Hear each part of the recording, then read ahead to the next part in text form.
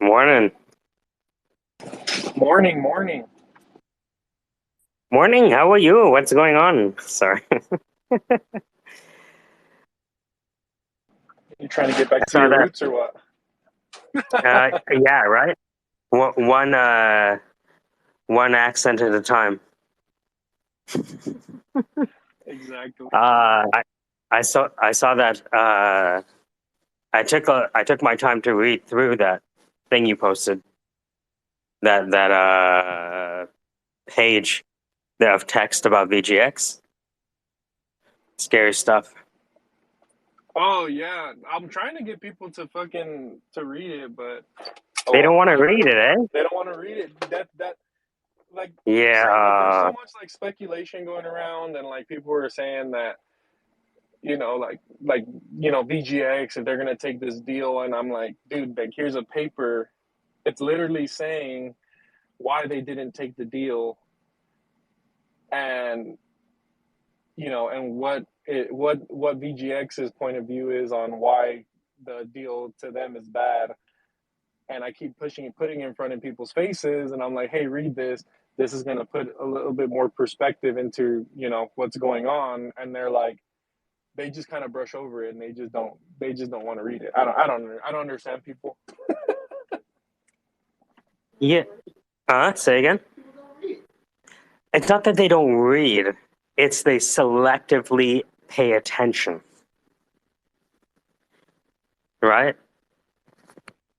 Because, what Mr. Raj posted was, is literally what we see happening, right? It's the legalese. But to your point, you're right. They are illiterate. And if you combine illiteracy with selective attention, geez, it's a terrible recipe. Yeah, and then I sent you the other, and then I sent you the Whoa, hold on. Fourth, um, the proposal um, would effectively eliminate the VGX token, which Voyager believes would destroy in excess of 100 million in value immediately. which makes sense. Right? So that's one of the things. Um,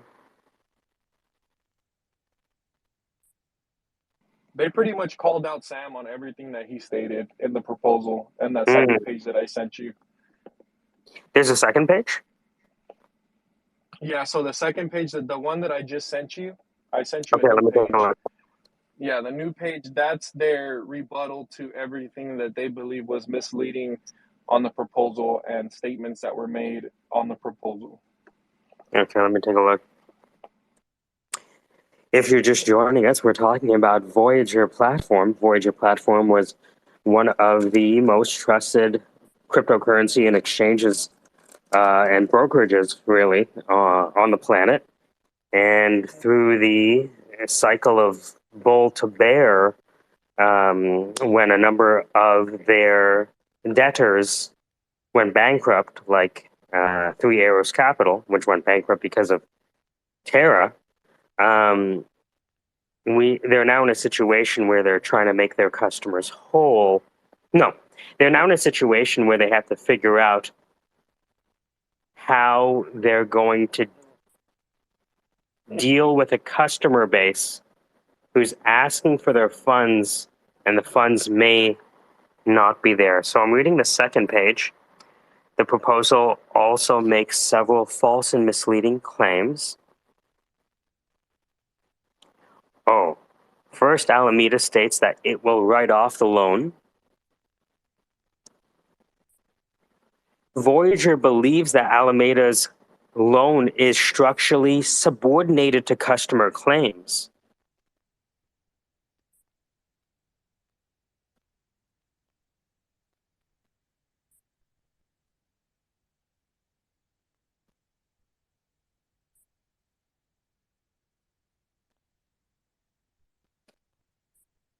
Alameda FTX states that it does not ascribe independent value to the Voyager brand.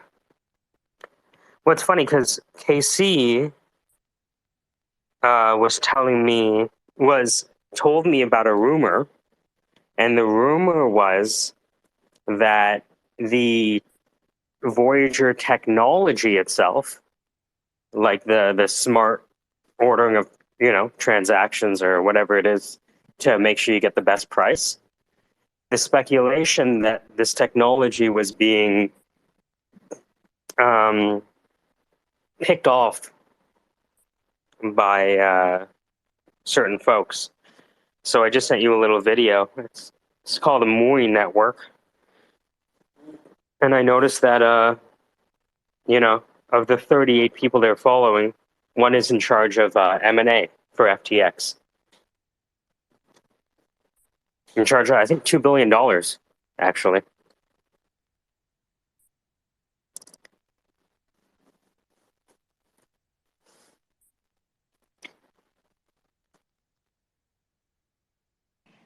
Yeah, I mean, it doesn't surprise me. It doesn't surprise me that somebody would No. want smart order routing. I mean, Hmm. that's, Hmm. why wouldn't they? Why wouldn't they see something, and why wouldn't they want to apply that to their business to increase the efficiency of their business? Like it's that's okay. You know what I mean? Hmm. Yeah, it's very straightforward, right? Yeah, I think the we're in a world where, if somebody likes what you have, they're going to either mimic it or they're going to replicate it in their own version or their own way. So, I mean, for those rumors to be going around, it's kind of redundant just because how many times have we reinvented the wheel? We keep making new tires to be safer. So I just I don't understand why the rumors even relevant, but that's just me. well, I think everything is playing out the way we thought it would. Like when we say we, like I mean like the handful of us,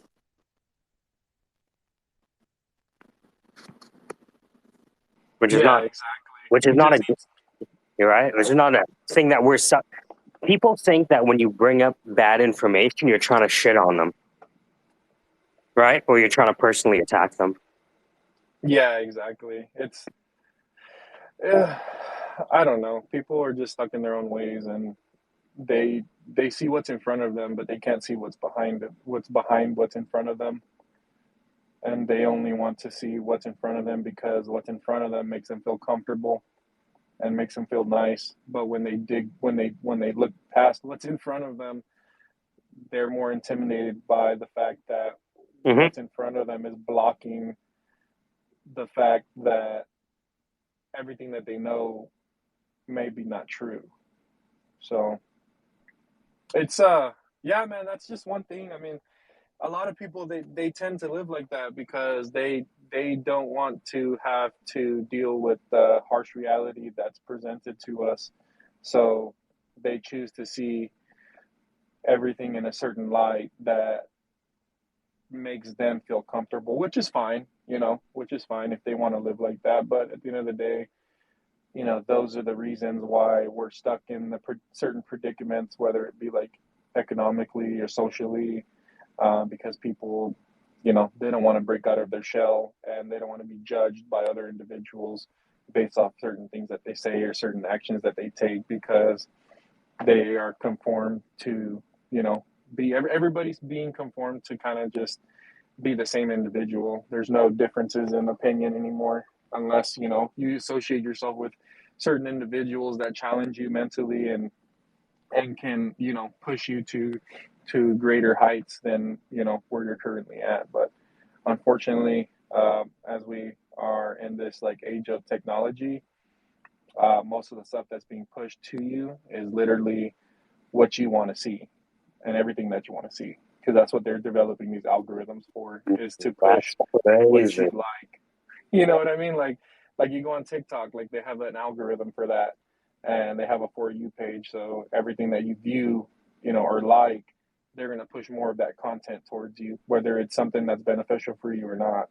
It's just gonna be that same exact content. Same for YouTube, same for Twitter, So like trying to find stuff that opposes your views is getting harder and harder and they don't want you to challenge your views. You know what I mean? They want you to kind of just be stuck in a bubble. And that's what all these algorithms, they're just pretty much keeping people in the exact same space.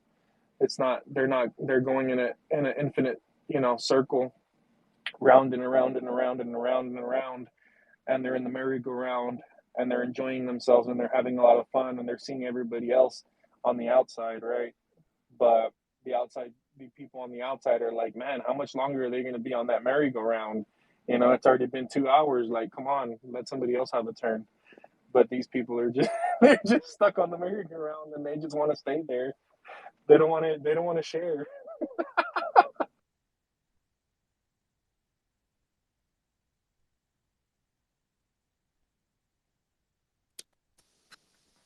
Good morning. Man, I'm saying. Singing through the pain, and I'm singing. I saw you in the other space, Casey. Cryptobolics. Cryptobolics, yeah. Yeah. They were pretty much just talking about the mining. Like, remember I was trying to explain to you guys yesterday about the mining, how it's not going to be profitable. And they pretty much just confirmed what I was talking about yesterday. But because that guy D-Test, he had different views on it, but it's okay.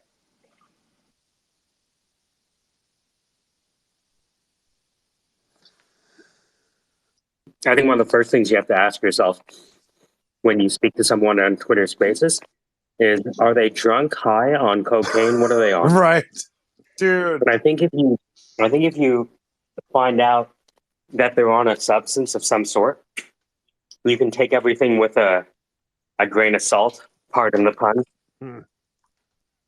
Like bath salts. Sorry, a gram of salt in that. Sorry. Take everything with a gram of salt.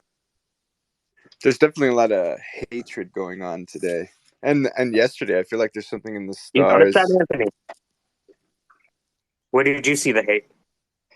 I had a personal call yesterday from a guy that I've been interfacing with on as a network here on Twitter, and he just basically told me, he just punched down on me like a guy with a lot of investor connects, and basically told me that we shouldn't open source skills data, that it's a horrible idea, that it's creating gatekeeping, and he wouldn't even let me explain anything. So I just kind of let him vent. I don't know what it was, but anything done with identity or an identity layer on the blockchain apparently is evil and gatekeeping. So I didn't even want to explain to him in detail what we were doing. I just let him rant, I guess, for 95% of the conversation, and just shut my mouth and just said, hey, man, I'm sorry that you feel that way, but feels like a lot of the waters are just getting bloodied in general in the startup world, I think. And just in general, if you say anything about Web3, it's just going to be taken the wrong way. Yeah, but that's the thing about like open sourcing, right? So like if you open source a product, then does the product really belong to you at that point? And I think a lot of these individuals, they're starting to see things because the market and the economy is going down.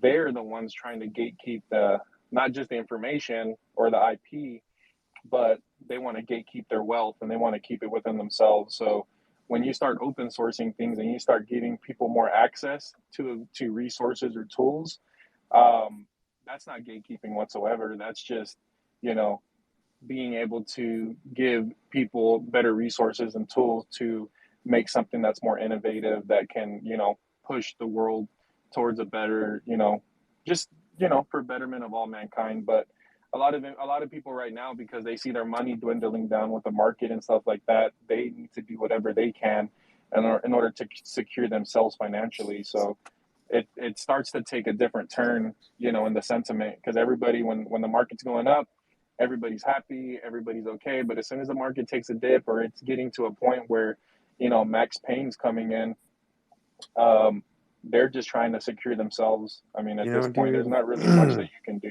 I want to add into that because, like, I don't think you're wrong. I don't. I think that it's worse than that. It's not just that the market's in a downturn and we're entering max pain. It's that we're entering max pain while the cost of living, food, utilities, everything is going up, while income is either stagnant or, not keeping up with inflation or going down. Yeah, there's a completely opposite direction in everything that in an ideal situation of what we would want. Right. Yes. And it creates kind of a psychological. Honestly, Mister, I agree with what you're saying. I don't think this guy was necessarily even thinking about that. I think that Casey has it more kind of in tune. This guy's just psychologically just had I could tell just had a chip on his shoulder. You know what I mean? And that's why I didn't speak. I didn't even fight. Right? If I would have thought that there would have been some kind of way to, even convince him in a very kind and empathetic way. But it seems like right now, a lot of people are falling into desperation, and desperation makes people say and do things that are just really fucking weird. Yeah, exactly. Exactly, and that's the point that I was trying to get at, is that people are doing things that are irrational, or they're doing things that are out of context, because they're seeing what's going on around them, and they're like, well, shit, I need to get my shit together. And if I'm out here, feeding other people, then how am I supposed to feed myself? Yeah, I love that, man. I love that because as writing mortgages for people, um, some of my friends would be like, well, "What's it like, dude? What is it like?" And I'm like, it's one thing to work with your money. It's something completely different to work with somebody else's money. I mean, I've seen nuns curse. I've witnessed, manicured, pedigreed people turn into raving lunatics. I've seen honest people cheat and lie. Um, it's nuts. Dude, you threaten somebody's financial well-being or financial sense of stability, and they'll fight. They'll fight for that like you're trying to draw blood. But technically, if you look at the food chain, they are drawing blood, right? Yeah, Right? yeah, That is blood. oh yeah. Life essence. Life essence, he says. You like that? Life essence. I mean, what do you? How else better Why to don't you take this seriously? encapsulate? You know. Stop joking around and try and talk about. Well, what is life but our time, and what is money but a representation of time? The time it took to acquire the effort, the time behind the effort it took to achieve the wealth that you have is a representation of what you did with your time. So what you're saying is that if we look, I try to look at everything like we're just like naked hunter gatherers. So Okay. what you're saying is that when you present someone with information, you're basically telling them that, say that you see that lion that you just shot that you're going to eat, it's fucking infested with maggots. Mm-hmm. Like, no, I've been hunting this for 3 months. Dude, it's fucking, you can't see it's crawling with maggots. Right? That hunter might get upset at you for dissing him. For 1 year. Especially if he's fucking starving and or has a family to feed. Yes, and He's just gonna brush those maggots off like cheese. Or just cook them up and eat them, or just not even cook them up, just eat them. There's an inevitable American downfall. I feel like this is sort of the fall of Rome, and it's going to stretch out for the next 150 years as we move our centralized governmental power, and we try to implement new technologies to save it. But at the end of the day, I think there's just an inevitable downfall. I'd like to be optimistic and say network state is going to prop us up, but it just seems the downfall is led not only by the economic circumstances, but also kind of like the socio-cultural desperation that's out there. And it's about time that, we start seeing what's happening. And unfortunately, I'm thinking about leaving the country, to be honest, guys. I think there's a difference Honestly. between like America declining versus other countries gaining status in the world, right? So I think that a lot of the things that you're seeing is not necessarily America declining, but India having their own economy, right? Africa starting to have their own economy and their own say. So I don't necessarily see a downfall, because if North America stops buying shit, nobody makes money, right? Nobody makes money. So I think. Isn't the problem that we started buying shit just on debt, though? So we're not really buying shit. We're just indebting ourselves even more. And yeah, nobody makes money. The thing is it's almost like, you're comparing like one fighter to another, but we have to recognize that both fighters are tired of shit, right? Like, if we think it's bad here, it's really bad elsewhere, right? During an apocalypse, America's probably one of the best places to be. I think it's better to be homeless in America than sometimes to be rich in other countries. Hey man, so you know my past. I lived in Colombia for 9 years, and I got back last year. And I'm not gonna lie, I had some tough economic moments in Colombia, but I could survive. It was really easy to kind of find side hustles, and I feel like there's a lot of things here that kind of signal Soviet, like late Soviet era things, like the nomenclatura, um, which basically led to the downfall of the Soviets, wasn't necessarily just an inherent flaw in their economic system, but also the lack of diversity that was in their leadership, and the lack of kind of penetration that one could do with diverse ideas and differentiation of concepts to kind of solve the problems that were happening. And I kind of see that happening here. I don't know. I mean, I'm an optimist when it comes to the world. I'm not necessarily an optimist when it comes to the United States, unfortunately. Yeah, I guess I'm of the perspective of, just because the U.S. is losing relative wealth doesn't mean they're necessarily weak. It just means we're living in a more multipolar world, right? Because World War II gave America the ability to dictate the world's currency, right? And now we're kind of in that middle ground.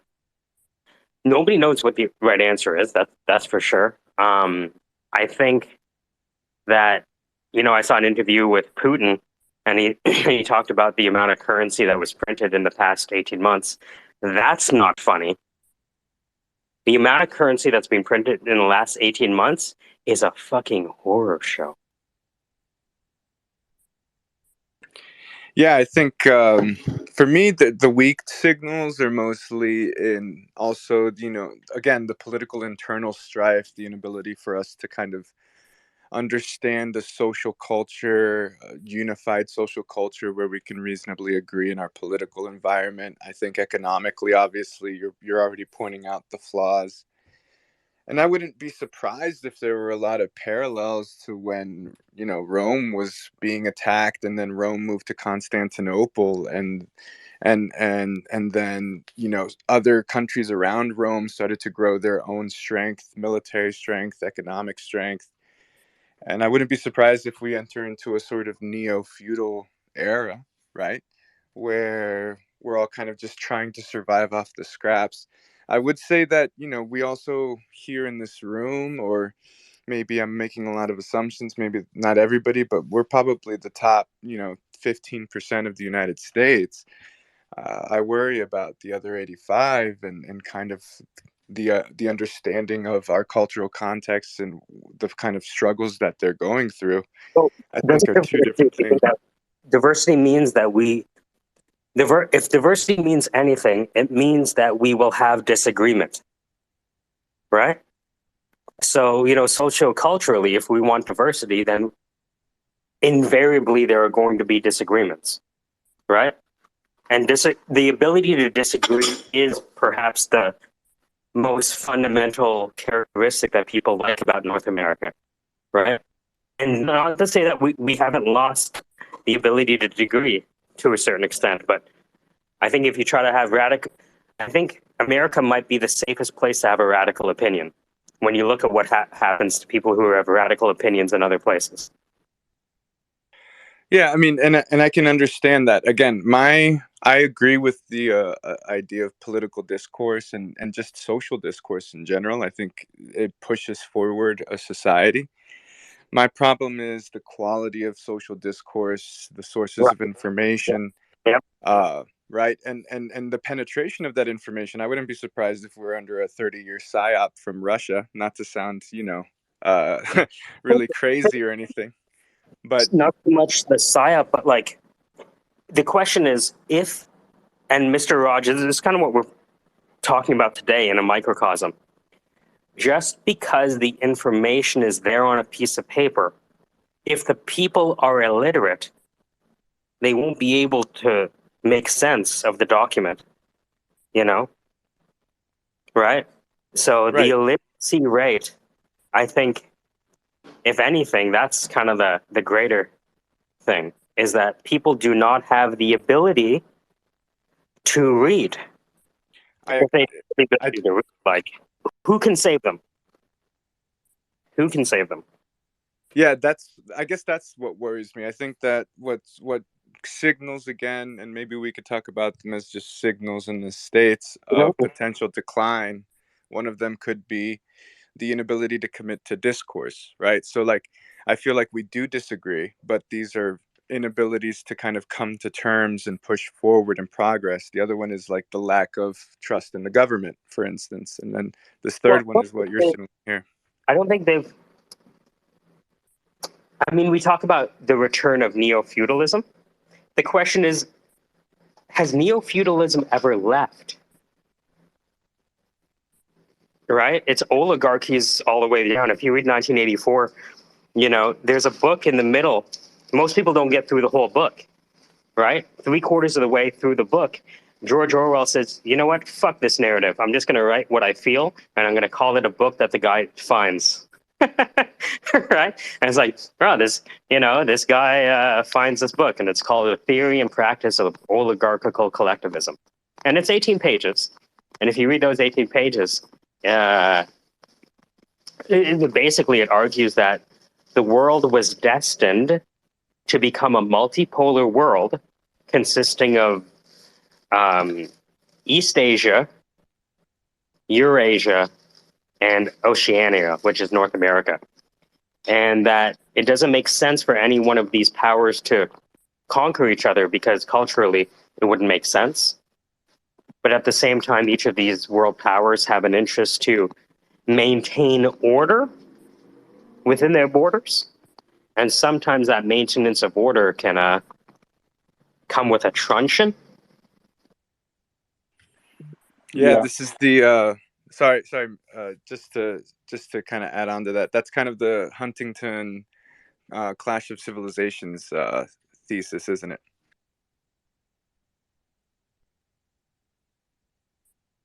Tell me, I've never read Huntington. So Huntington's theory is kind of aligned with that one, but it doesn't necessarily dive deep into the internal control that those civilizations would have, more so on the inevitability of a clash based on, fundamental civilizational differences between cultures, and that how that's gonna, kind of inflate in the next 20 to 30 years. And I think he wrote this in the 90s. So I think he kind of was spot on. I mean, I also like, understanding Nietzsche and the politics of resentment that are growing today. Just a lot of things that I think are kind of just coming together in this perfect little melting pot, this perfect little soup of potential that could either go very wrong or very right. I would say, depending on where America is, I honestly, I mean, I'm talking to people that think there's going to be civil wars, right? Like I know that some people might think that that's crazy or out of line, but I mean, definitely not a conspiracy theorist at all, but it's definitely something that makes me reconsider this assumption. A lot of people are moving to Canada. I'm looking for a potential job opportunity in Canada or back in Colombia, where I did feel a little bit more socially mobile. I did talk to him. He told me that someone said that they were going to potentially move to Canada. I didn't realize, and I was like, huh, I never talked to Anthony about that. How was your conversation with Mike?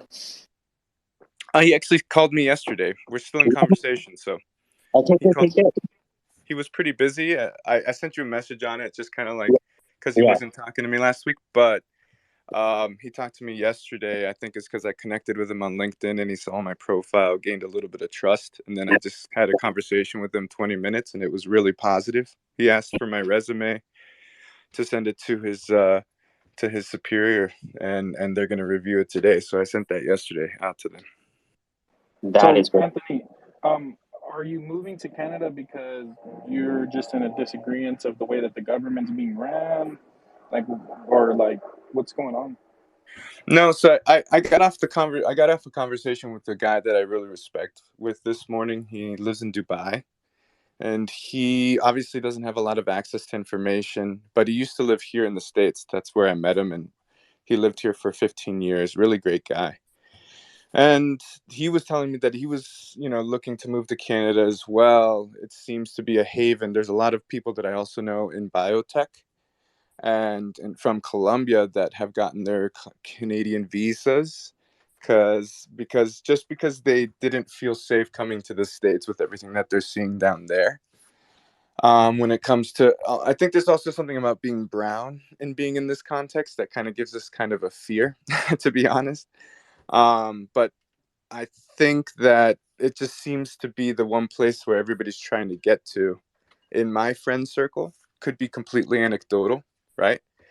I'm interested in Canada, and it just so happens that you connected me with somebody that has a recruiting office in Vancouver. So I'm interested in it. We're in discussion, so wish me luck on that. But it's not necessarily just Canada that I'm focused on. I'm also talking to an entrepreneur that this guy's stacked. Last time I talked to him, this guy brought bodyguards around him, which is unnecessary, but it was really funny. But I didn't expect this from him. But a guy in Colombia who is trying to build, Web3 products, kind of like an incubator, just completely stacked with cash and just wants to kind of incubate multiple ideas that he has. And he needs somebody who understands and manages product and development teams. So I'm also talking to him to see if I can get back down to Colombia. So there's options. But at the end of the day, I'm looking at just kind of the context here, just kind of the CPI. I mean, I do see some strife. I see a lot of strife. And I think it's kind of tough on Americans. I think we have to recognize that. And if we don't, then, I mean, it could lead to a little bit of a downfall. We'll see. Yeah, and I mean, me personally, I don't have an issue with the government. I don't have an issue with anything that the government's doing. I have an issue with the people that are controlling the government. So, um, and I was talking to my wife about this yesterday. Um, so here in Texas, they took away, the Supreme Court. They took away Roe versus V. Wade, and a lot of people are seeing it like as a bad thing. Um, but what I was telling my wife was that I don't believe it's a bad thing. I think it's actually good that they're giving more control back to the states because that's where the common citizen, like you and I, have a little bit more power and more voice for our opinions. The only thing is that we currently have a governor who we need to get out of office. Unfortunately, I live in a red state, which is fine. I have nothing against Republicans, Democrats. You could be whatever you want.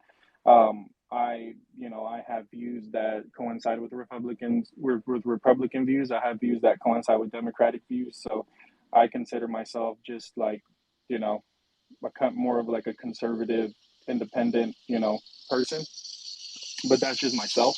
But the main thing is that um, a lot of people they might have the same views as you, Anthony, and they want to leave. But I feel like you're the views that we need to stay for us to, continue to grow our numbers and push for more change. I mean, if you want to leave, that's more power to you. For better career opportunities and stuff like that. But I feel like a lot of individuals are leaving the country or choosing to leave the country when we actually need them here to help. With the causes. And just help with stronger voices within our communities and stuff like that so we can push for a better United States moving forward. But go ahead, Anthony. No, I like that perspective, and I'm not gonna lie to you. You would have gotten to me when I was 18, and I would have said the same thing. Um, me, the philosophy student in a state university, preaching about change, and wanting to be at the forefront of that change, was definitely the person that would have done that. But after leaving and then coming back, I'm realizing that I want to be able to impact the world in the way that I know how to impact the world, which is through open sourcing a skills economy, open sourcing skills data so that people can easily understand opportunities, their skills profile. They can migrate into those opportunities if they lose their job or if they need to learn something new. For me, that's the way that I want to impact the world. And again, like 10 years ago, you would have gotten to me, and I would have been very focused on a political movement. And now I've sort of apoliticized myself to sort of focus on what are the things that I can tangibly do in this world. What am I good at, and how can I get it done, right? And that's kind of what I want to be able to do, more than kind of, you know, sifting through the system and trying to fight the small local battles. But I do respect the small local battles as well, if you understand what I mean. I think that there's types of warriors, and I'm one type, and maybe you're another, right? Yeah, exactly. We all can't be in flying the plane. Somebody has to be on the ground. You know.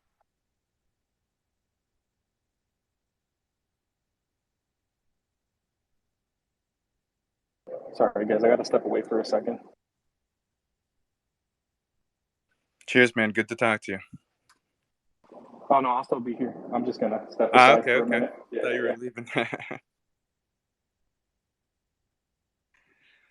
So are you what are you working on right now? What's up with you? How you doing? Tell me about yourself. This is the if I get this job with Mike, I'll probably owe the sin. Yes, yes, yes. It what am I doing today? Right now I'm doing the thing I hate the most, which is invoices, which should be the thing I enjoy the most. But but I'm just doing a bunch of paperwork. We taught music to for summer school, right? So we're just getting a bunch of that paperwork done. Today we're doing a bunch of stuff like the syndicate has, we're signing artists in Ghana, and we have startups in energy over here. Actually, they're about to do some talks at McMaster University on nuclear energy. Um, there's a lot of different stuff, like essentially I've been a recruiter for 20 years, right? And I learned a lot about recruiting from working with Mike Grady, right? I found that I did better alone than working in a team, which is why I left, because I was a bit hard headed, so I wanted to do things my way, you know. But I learned not everything, but a lot of what I know about recruiting from working with Mike Grady and guys like Gary Doma. It's a different world, that boutique headhunting environment. I completely like talk about high ticket sales. Jeez. Well, I'm excited to. I mean, I've already told Mike I'm excited to deep dive. He was worried about my founder status, and I told him, being a founder is about working 60 plus, 80 plus hours a week. And I told him, that's definitely something that will be secondary to a job that requires full time requisites. So I think he was really cool with that. He understood it, and then I just dropped some facts about the recruiting scene now that I know about. And I told them, this is something that we're trying to solve, and I love it. I love this problem. Companies spend, an average of $4,000 trying to find the right talent. They spend 24 days, and it's something that needs to be solved efficiently for them. This is definitely a service that I think is good, and it's all about the networking and the actively growing your network. And I dropped a line about my friend who works in biotech in Vancouver. Nice. And he definitely was like, no, I definitely think we could consider it. Give me your resume. And I sent that to him yesterday afternoon. So we'll see what that results in. Hopefully in something positive. He called me, and his initial concern because he's old school, right? Mike is probably what, 60? God knows how old Mike is, right? Not to say that he's in shape and fit. He works out every day, right? But he's an old school guy, like an old school guy, right? And because he's an old school recruiter, he doesn't believe not a goddamn thing anyone's telling him. Right? Oh yeah? Yeah, you want to do this? Sure, you want to do this. Right? Oh yeah, you're good at sales? Yeah. You know what I mean? Like, he's heard it all before.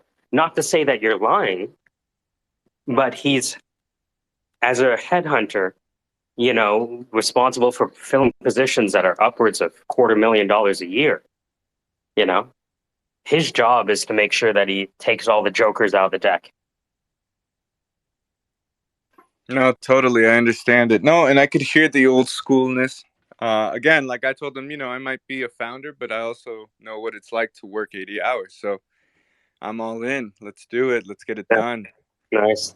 Those are the kind of things that he want to hear, just because, again, he's from that era of, 80 weeks an hour is not something to talk about. It's just this is what we're all doing. What are you complaining about?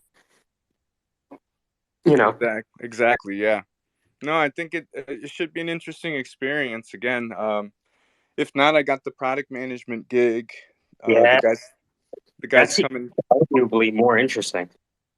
It is. I gotta say, it is more interesting. The guy's coming to LA from Bogota. So this guy, again, he's like coming to Santa Monica. So I'm probably gonna go see him next week, drink some coffee. I've had conversations with him. He's younger than me, which is crazy. But this guy, I don't know where he got his cash from. I don't want to ask because it's Colombia. A guy who needs bodyguards, you don't need to wonder about where he got his cash from. You already know. Exactly. And I'm bilingual, so I speak Spanish really fluently.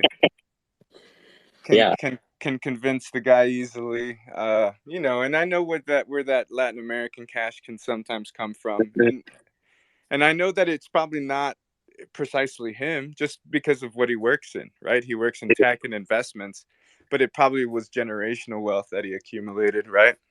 I had a buddy, I think I told you last time, where he got a job offer from Apple, and they shut it down because he was ex-Colombian military. That's so weird to me. They should see. I mean, Colombian military is trained by United States military. They should. they should see it as a vet, like a veteran, dude. That's funny. You think it's a bug? It's a feature, you asshole. It's so weird to me, but I mean, I guess if anybody's external military, I can see why they kind of are weirded out because they don't understand the socio-political context. But yeah. Yes, exactly. But it's it's interesting to see. I was like, damn. And he showed me the job offer. I'm like, yo, that says Apple at the top, dude. And it was I think it was, if he was working on bullshit, I think they wouldn't mind, but he was working on Apple. He would have been working on Apple Pay. So they shut that down. Oh man, what's so funny is I was collecting some money the other day for one of my co-founders. She's going through a really rare form of blood cancer right now, so she requires treatments. And she's an ex-VC. She had the cash up till now, so now I was collecting some money on her behalf, especially from like friends in Colombia that I know work in oncology, and they're just really great biologists and researchers of cancer. And it was so funny because we were trying to get those funds here, and there's so many strict restrictions on just getting funds either from Colombia or getting them out of Colombia just because of their history with drug trafficking. We were fucking frustrated for like 4 days trying to figure out how to get access to the funds, but we finally got them. Dude, it's one of those. Did y'all put it in a brick of cocaine? Is that how y'all got it? Well, dude, that's the challenge of working in this space. Does that make sense? That some of the best opportunities you get presented are some of the opportunities that you cannot touch with a 9-foot pole. Does that make sense? Hey, Mike, I just spun up an office in Medellin. Oh, yeah. So we definitely can't work together. There's so many misconceptions, and I would even argue, I mean, again, living there 9 years, I would even argue that it's actually kind of a safer place than a place in downtown Los Angeles, bro. Like Dude, Medellin, I'd rather have an office there than downtown LA. I agree with you, but then see the thing is when you start talking about like getting software developers paid a lot of money, you're now working in quasi-regulated industries, right? And to your point, it's the political, legal, regulatory environment that doesn't understand geopolitics, right? And they kind of clash. And somebody asked Elon Musk, "Hey, how come you don't hire any more foreigners?" He's like, "I'm not able to. You're actually on the no hire list." And the lady's like, "Ah, fuck. I thought I had one. I thought I had a really good criticism of you." And he was like, I would like to hire everyone. Not allowed."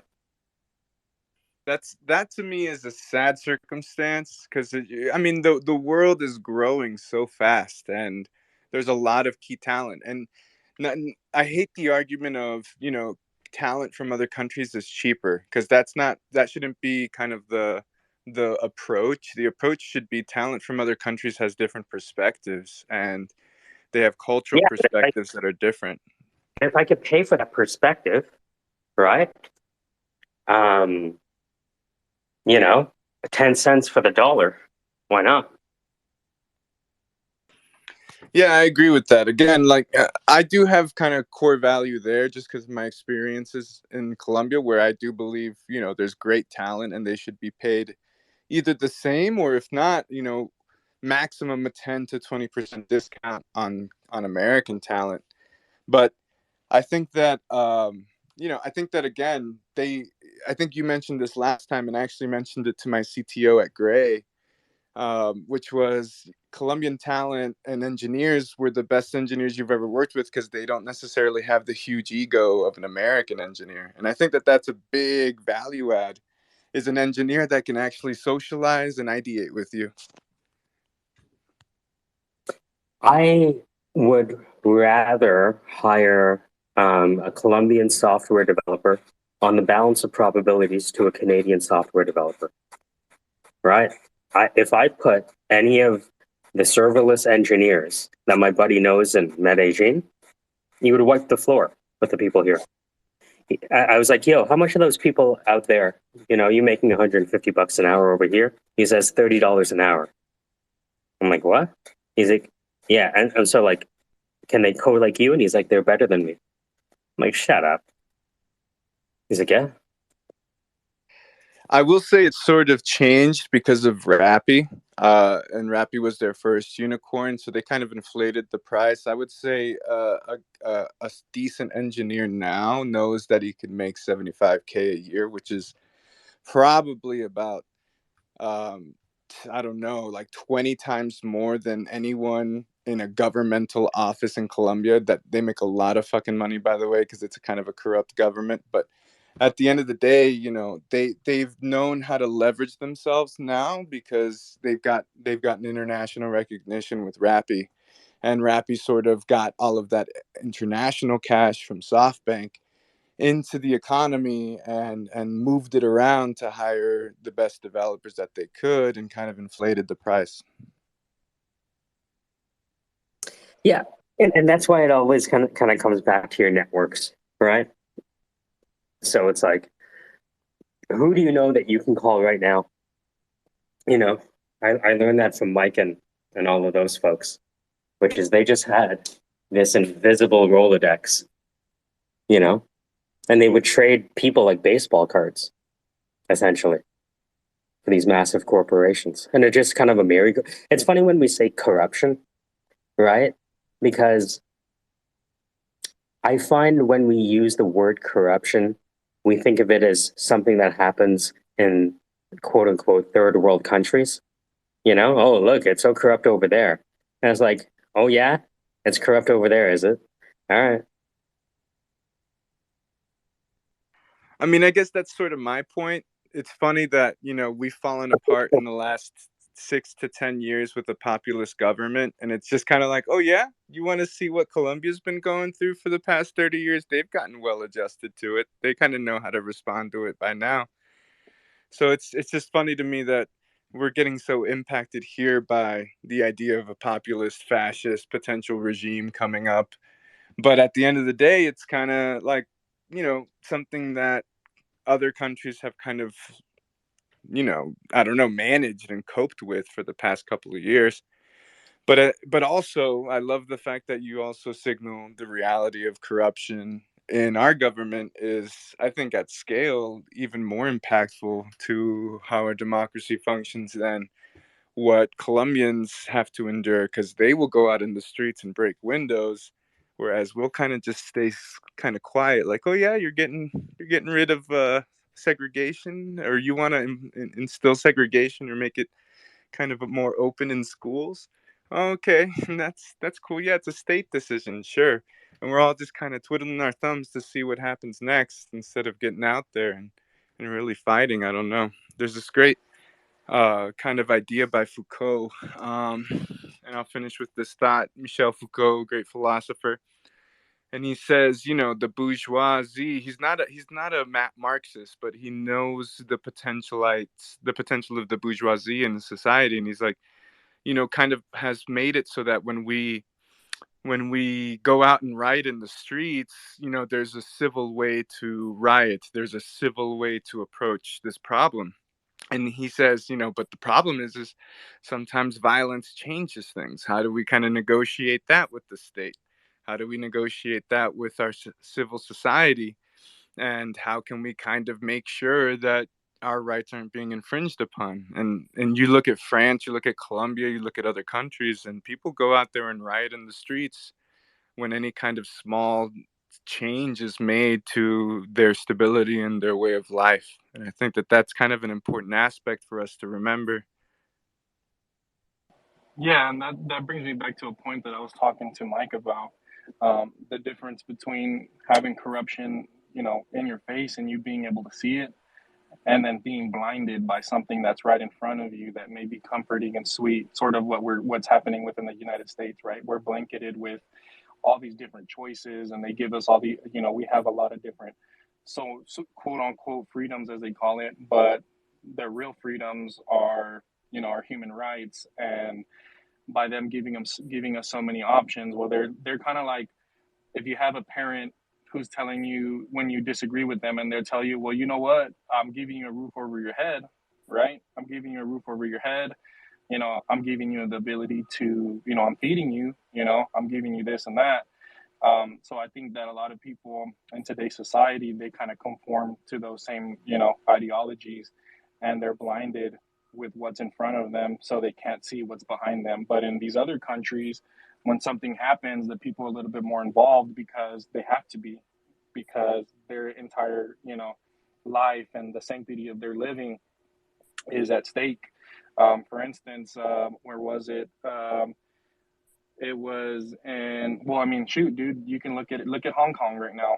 They are preventing people from, they had to put a full on military presence, in front of their banks because people are wanting their money out, and they're preventing that from happening. So what's going on right now? People are rioting, people are protesting, people are doing all sorts of stuff, and that's the thing that we should be doing here. But people, they just, I don't know what it is. I don't know if it's because they don't want people to think of them a certain way. I honestly, I have no idea what it is. But they're just blinded by the realities that aren't there, and they're pretty much fictitious at this point.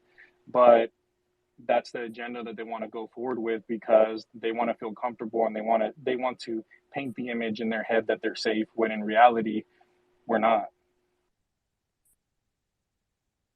My big thing is while we kind of coalesce to what's happening, there's militiamen in Michigan getting prepared to fight, and they're much more organized, and it's kind of scary. Again, like I agree with you, Mike, when you say maybe this might be the safest place in the next 10 to 20 years. But I mean, I can consider that potential, but I also feel like, my nomadic self is calling to me again, and it's telling me, get out of Dodge, just build and build with the right people, and build in the right environment where you can focus on solving the problems that you want to solve and giving the contributions that you want to contribute. And I think that if I nomad again, which I think I might, I don't know if the States is the best place to do it.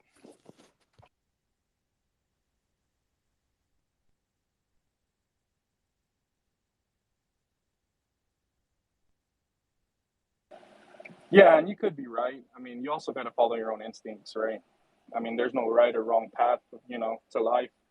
If you feel like you need to move to Canada and that's the best decision for you at this moment, there's nothing stopping you from coming back in 20 years when, let's say, it is safer, right? So, if you feel unsafe and you don't feel comfortable in your in the environment, or, your surroundings, it's just giving you, different energies that you're not used to. By all means, do whatever you need to do, which is necessary to to make sure that you're okay and that you can move forward and do the work that you want to do in a space and an environment that kind of coincides with what you believe in and what you stand for. So there's nothing wrong with that, Like you said, right? There's different wars for different people, and different people have different stances, and certain people, you know, have different purposes in life, and um, we can't all be at the same place at the same time, but we can all, encourage change within the world and just not in our immediate surroundings. So you're good, bro.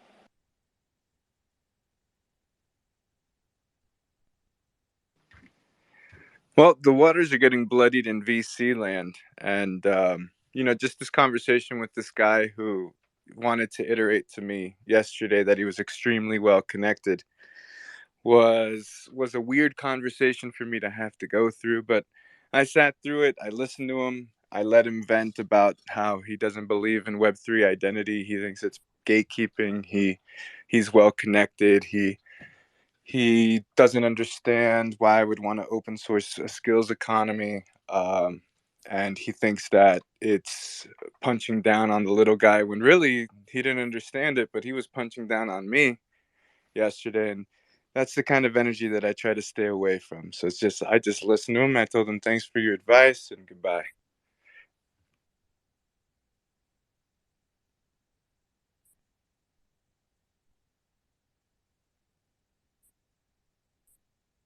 It's interesting, the notion of, that's a Dan Rockwell word. The notion of open source. A lot of people looked at GitHub as being the place where they would store their quote unquote open source code, not realizing that that open source code was being used by a private corporation to create an AI based on the code. So even the notion of open source is changing because people realize that if it's on the internet, I can take it and use it.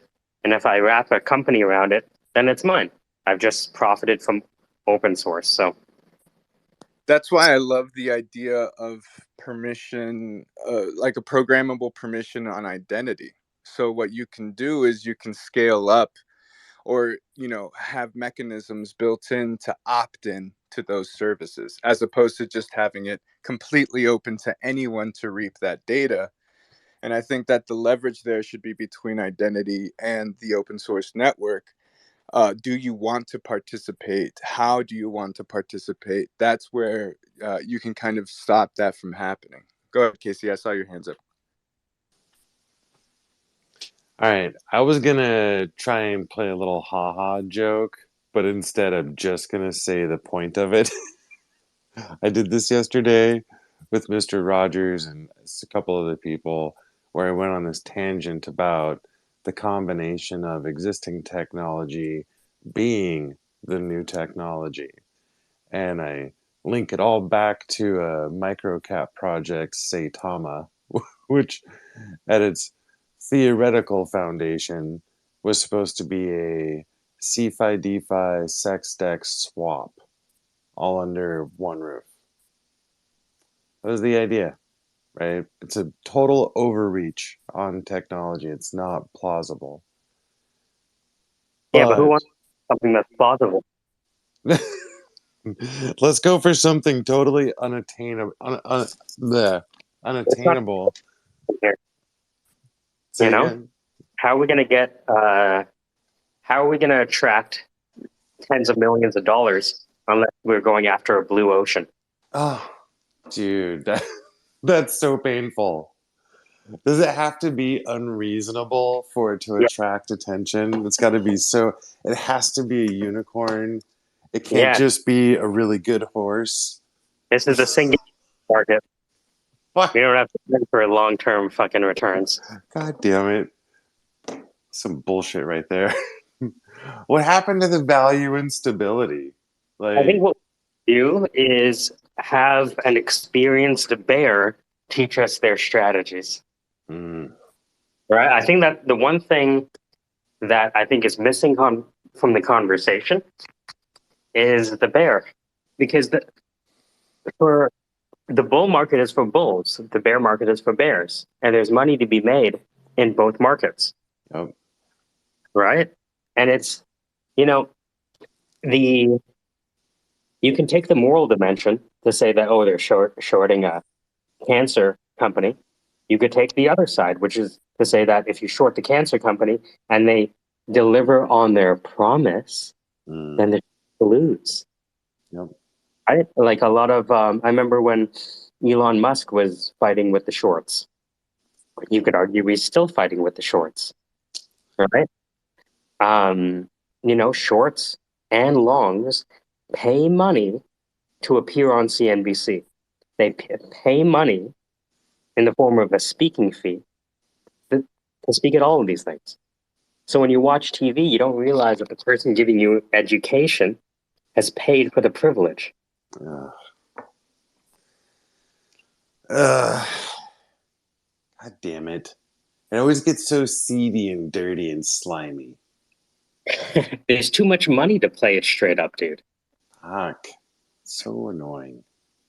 Right? Like, Yeah. look, I'm trying to get this addition to this yacht here, and what the fuck are you talking about? You know how uncomfortable this pillow is? I'm trying to get my pillow. Trying to get that.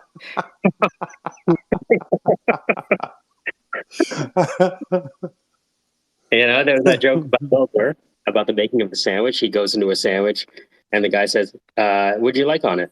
Ketchup, mustard, mayo." And the guy says, "Oh, the mayo's over there." And he says, "Fucking walk over there and put it on my sandwich." Like I work here. And he goes through this thing when he imagines himself choking the person and then choking each neck as he gets to the top, and he's like, "Gotta think."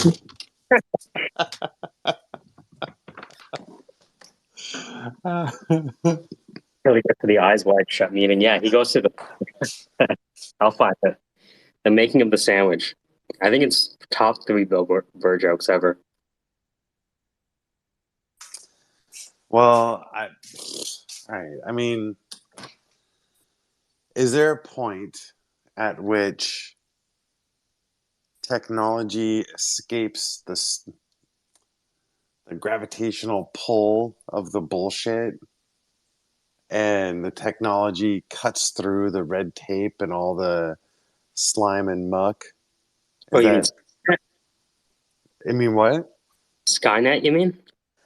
I mean, With humans, there's always going to be bullshit, right? Because there's too much money to be made, right? But what do we do? yeah. Hand it off to someone who's devoid of bullshit? Maybe they don't. Maybe someone devoid of bullshit crashes the economy, Mm-hmm. right? And what would you rather have? Uh, Fed with bullshit or starving with information and truth?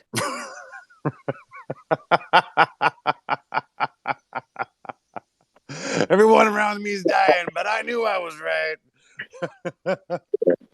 And there's this show called Yes Minister, and it's about how a patsy of a minister becomes prime minister of England. And it was a comedy created in England, right when they were losing control of their right? Because England went through what Anthony is suggesting America might be going through in the late 80s, right? They lost their magnetism in the late 80s. Mm-hmm. And Well, so, they lost it now because Boris Johnson left. yeah, and now we have a brown person taking over. Ha ha ha ha ha. Taking over. It's a curry economy, motherfuckers. Yeah. Yeah. See, we'll slowly get you used to spices, right? You motherfuckers been eating salt for 2,000 years. Check out this coriander. What? The parsley. Check out this fucking cumin. Wow, it's so much better than the soil we've been dusting on our fries, right? Then 50 years later, and we're like, yeah, you like the food? What about the drink? Open up, you know. But it's I understand where racism comes from when they see immigrants taking more and more positions of power, right? I understand that. As a brown person, I understand how uncomfortable it is for people to feel that they're losing control over their country because the people who are in power don't look like the people who founded the country. And didn't we talked about this a while back, and I said racism is a cultural identity crisis.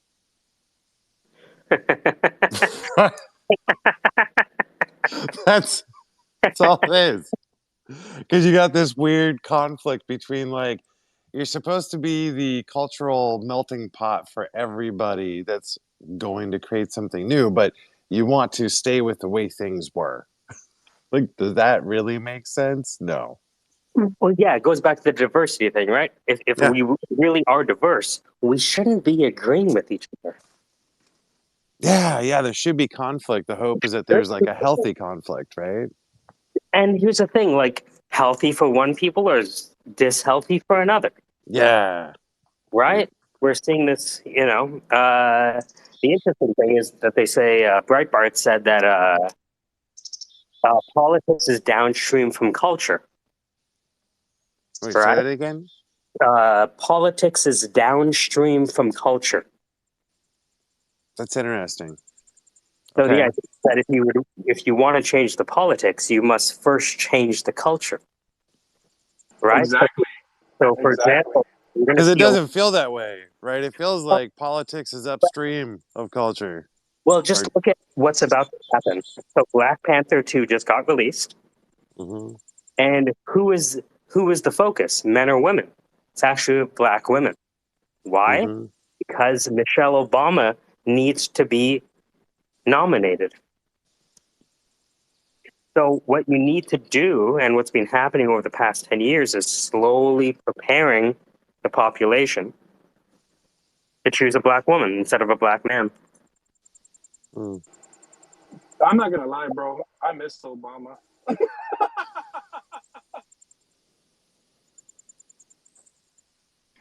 I just say burn it all down, guys. Just burn it all down. Let them kill themselves. Democracy is a 300-year-old experiment. We're done with it.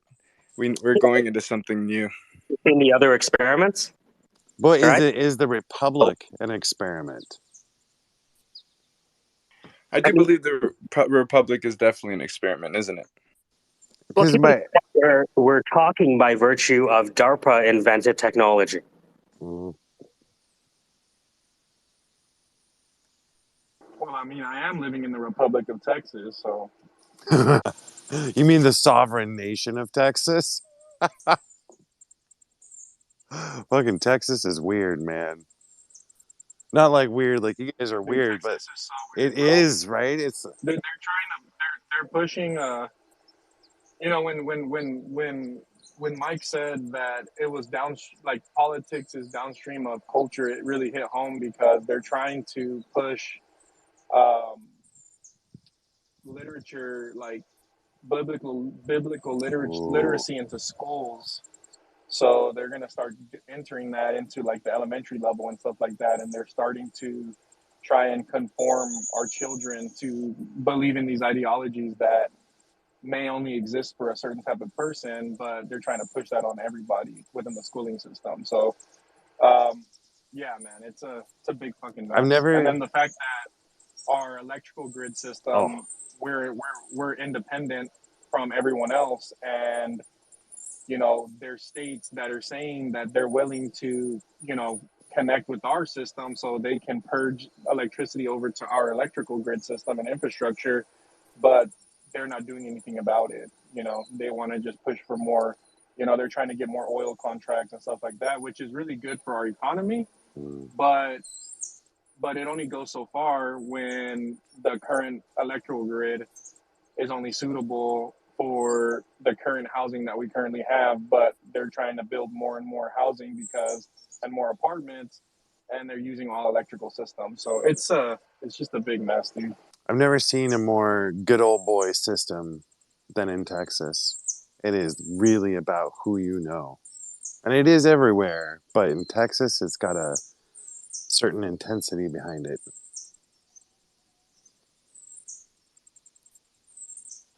Yeah, and that's the thing though. That's the thing that's weird too, is that Austin, it's the state capital, and there's a lot of legislation and a lot of things that happen at the Capitol building. But it's one of the most liberal cities that you could even be in. So there's like a lot of controversy between the mayor of Austin, who wants to fight for socialist changes, and then the governor, who's enacting certain like legislative laws or ordinances or executive orders that coincide with what the mayor of Austin is trying to do. So it's been a really, really big mess and like a big fight between them two, going forward. So it's weird to see. It's weird, dude. Texas is so It's weird. it's too bad that we couldn't introduce like a fluid governance where, pending situation, the type of governance changes. Um, do you think technology could solve that problem? Or existent technology? Not existing, but I think it feels like the building blocks are starting to be created at least.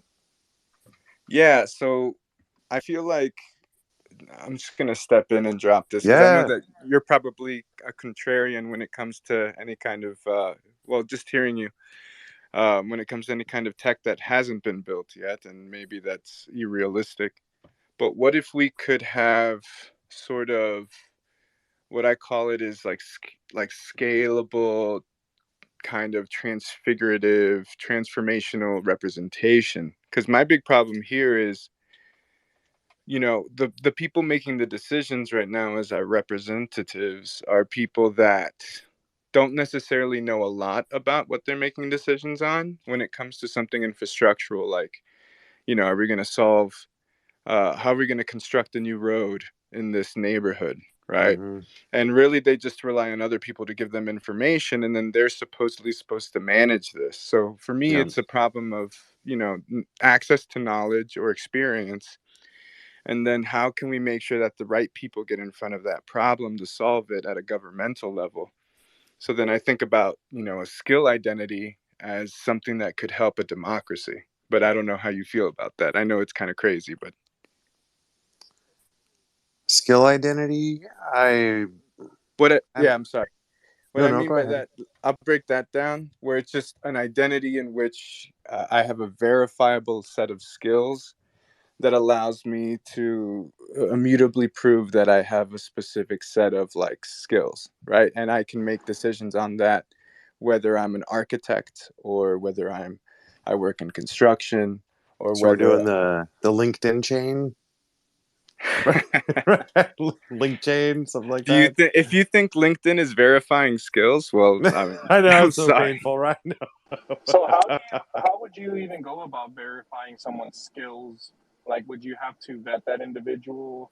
Like, because I Yeah. can see this maybe working for like maybe some like programmer or like developer or something in tech. But how do you verify a skill worker who does HVAC like myself, or like a plumbing skill trade, or something that has to be like visibly You got seen. certificates or Yeah, Not at there's all. certificates No, for that, I'm but not a certificate person. My thesis in my master's was about decentralization from institutions, so definitely don't rely on certification.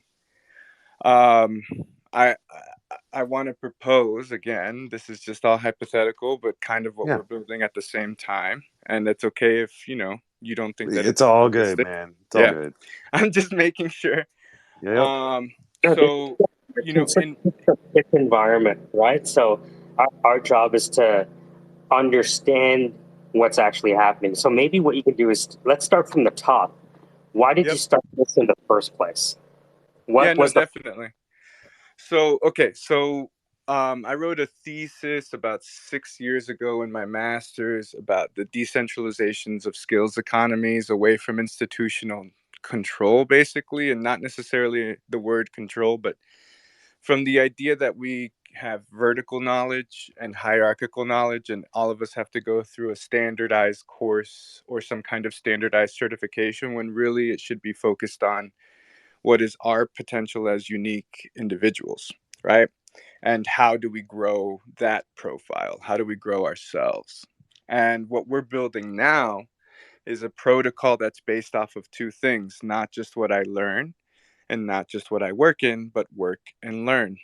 So um, I accumulate experience through learning experiences on our protocol. Those learning experiences aren't just native to Gray, but they can extend to different courses or different experiences with mentors, for instance. Uh, and basically, that's an inactive state of a skill where I'm still accumulating specific sets of information. And then the skill is validated with what you work in. So our work learn protocol basically tracks the journey of a skill from learning to working, and how are people using that skill in order to kind of reflect what they've learned on in real life situations. A good How what's the example. what's the measurement there? Like, how do you measure that? Like, okay, I obtained this skill. I was an apprentice plumber. Now I'm a plumber. Do you measure that based on their paycheck or like how? What's does that make sense? I'm sorry. Yep. Yeah, no, the kind of the what do I want to say there? The way that we measure work in general isn't just the result of pay, but that is one way. So it's multivariate on our work side of the protocol. It's the fact that I finish, but also the success of that project itself that I've worked on. So after deployment, how can we track the success of that project and how impactful it was in an economy or in a market, right? So our protocol is actually a tri asset protocol between learning experiences, meaning like a mentor experience or a video experience or autodidactic experience of learning. And then on the other end, right now, our initial kind of asset would be the project experience. So, what am I building with who? How am I collaborating with others? And then how does that what happens after I deploy, and how successful is that project? And that kind of tracks onto a score of a skill, but that score of a skill isn't necessarily devalue, like it doesn't devaluate, it continues to grow in value, depending on the amount of projects that you work on. So it's not that you gain negative points or a starred system, but essentially you just keep adding points. Out of 60 I got 40 points, and then on the next project out of 10 I got 5, right? And you just keep accumulating those points on your skill, and that's how I'm we're kind of starting our protocol itself. I'm very curious. Is there a way of measuring skill degradation or Yeah, so as an initial experiment, we're starting out with this data, but we have talked about skill degradation. So one of the things that we want to be able to do is eventually, when we have enough skill data, is you can see when a specific skill is being devalued by an economy, right? So you can pinpoint it kind of like a house in a housing market. You can see in this specific region, this house is being devalued at this time, and in this specific region, this house is being valued by the market a little bit more. When we track the interactions between skills themselves and projects, we will be able to test or see a skill demand, right? So we're essentially trying to also allow people to own their skills as the third asset in our protocol, and then be able to understand when their skill is being devalued so they can easily migrate to another industry or another skill. Upskill, for instance, would be one of the services that we would want to offer on our protocol, and hopefully somebody builds it, because we also want to open this up to builders to build better services. So more than LinkedIn, and I hope that you're not getting LinkedIn vibes from this. I like to do the dumb paraphrasing at any given opportunity. You know, Yeah. So frequently wrong, but and I wrote a tweet about this. You know, my problem with LinkedIn is that it's a walled garden that has probably the most robust data on skills, and what they do is they monetize on access, and that's probably the worst thing you can do. And you know, the big example that I told Mike last time was 70,000 people lost their jobs in the food service industry in 2020 because of COVID. And they have one of the most in demand skills in tech, which is customer service.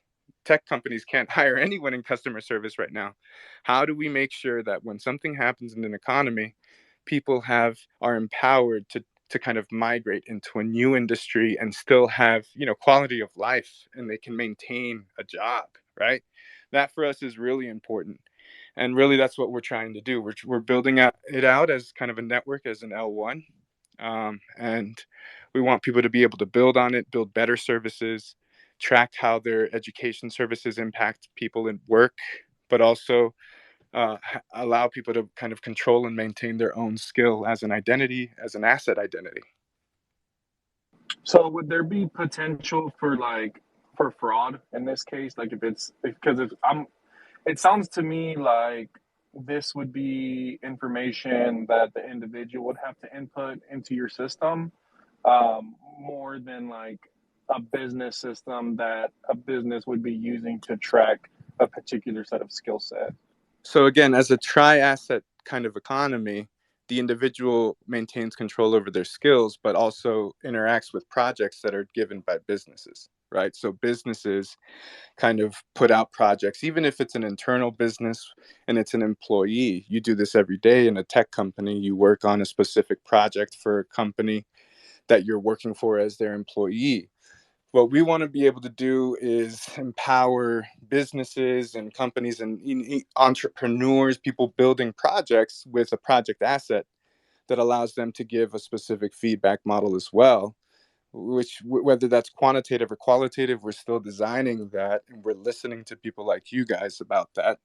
But we do not believe that this would lead to fraud more than profiles that are untrustworthy, because you can see their interactions with projects maybe beforehand in the history, and you'll be able to see that those projects weren't impactful, didn't necessarily grow, or they didn't commit their skills to that project the way that they should. So just like in any other kind of way, you know, we would see a reputational value there as well.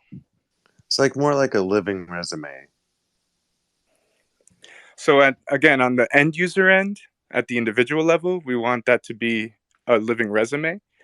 But at the business and educational level, we want this to be also a way for them to manage their assets, whether it's a video content, whether I'm a TikTok creator and I'm teaching about physics, because I have seen a lot of things like that.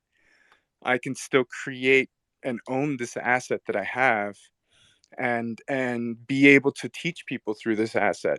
Or on the other side, I have a project and I need it to be done by a group of talent, a group of people that have skills. So I want to own this asset as well as a project and help it grow with collaborators. So at the end user end, yes, it is a living resume.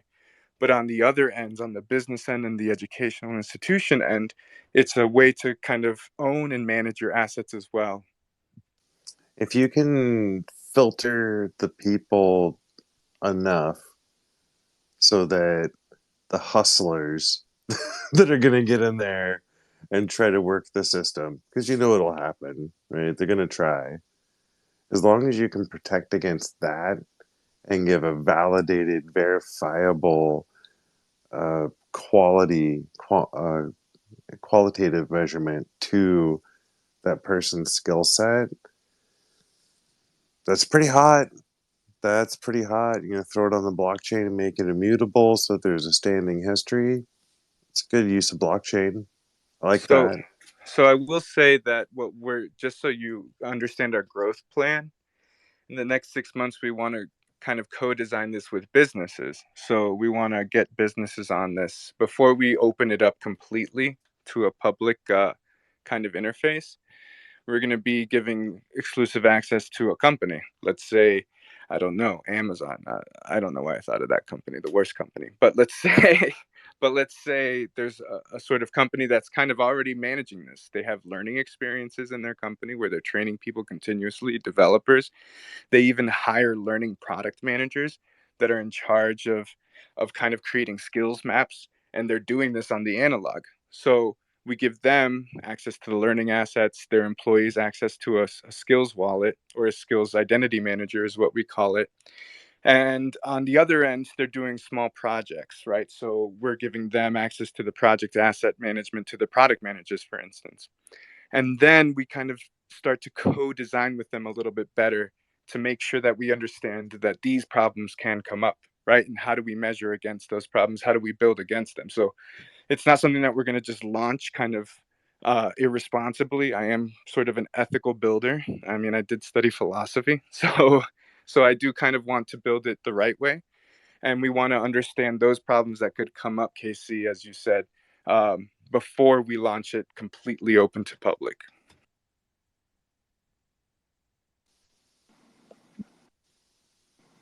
Yeah, I like that. I like the business aspect first, just because I feel like it would be less manipulated by the end of it, the end user, right? Just because, like, and you gave a good example because Amazon, um, the way that they track their employees is phenomenal. They have these guys like with on certain schedules. You know, they have to be within certain time frames. You know, if you're in logistics or if you're in transportation, like they have this thing down to a science. So being able for Amazon to utilize some sort of you know database where they can actually track the employees' performance and stuff like that, and then the end user can actually see how they're actually doing versus somebody telling them what they're doing. I could see that being very beneficial within the business. The only reason I'm saying that is because I've come across a lot of resumes who are like they're very fluffed up, and the people with those resumes they don't meet up to what's on paper. You know what I mean? I have a thought for you. Um, Anytime I've built a vehicle or anything, and I'm like, I want to make sure that that shit's not going to break on me when I go when I go to my event, I beat it stupid. I try to break it. I run it so hard. And it occurs to me that if you took your platform to some of the like housing transition nonprofits or to some of like the Granite State nonprofits for financial reconstruction, as they call it, um, it would be a really challenging user base to put the most stress on the system to see where it could break because they work with everybody from homeless to recent parolees to um, pretty much everybody's suffering and struggling more or less. I was I think gonna I was gonna put up a tweet here to the how do I put a tweet up there in the nest? I don't know how to, because that's I love the fact that you say that, Casey, because one, we have to stress test it, and we're already talking to there's a strong immigration problem in Latin America now with Venezuelans, and we're mm, talking to the American embassy in Colombia, and they want to be able to track, okay, what is this person's skills that are coming in and how can we use them fortuitously and help them grow in a new economy, right? So that to me would be a great testing ground to see. yeah, just pick out all the impoverished neighborhoods. Yeah, that Just would be amazing as well. And then you can being able to go like document these individuals coming in as well would be something that would be of great use. and you That's a big issue though. So I have a lot of family that are from Mexico, and the people from Venezuela. I'm sure you've seen the caravan. Like, what was it, last year, the year before, when there was thousands upon thousands of people crossing the border trying to seek sanctity because Venezuela's undergoing a lot of harsh economic challenges, and then there's just a lot of shootings and gang violence in the area and stuff like that. So they're trying to get out of there because of the safety of their well-being. The only problem is that a lot of those individuals, when they're coming through, they leave everything behind, any form of documentation, anything that they have to say who they are and where they're from, what they do. So being able to like, utilize this system and being able to get them some sort of temporary document stating that, this is who they are, this is where they're from, this is the certain skills that they have. I think that would also, benefit these individuals as well. Just because a lot of people are reluctant to hiring certain individuals that don't have any documentation, because especially like right now in the United States, immigration is like a big thing, and especially with the border being Texas is where they're coming from. Um, you know, the governor is not very fond of immigrants coming into the country for the reasons I have no idea. These people are trying to do jobs that most Americans, wouldn't even contemplate doing. So, yeah, man, that's amazing, dude. We really see this as the infrastructural kind of future of skills. We don't want to just sit on one side of the protocol, education, and the other side of the protocol, work. I'm interested in seeing this in many use cases. Obviously, as I've mentioned, we're looking at it from a B2B angle first to kind of test it out, redesign.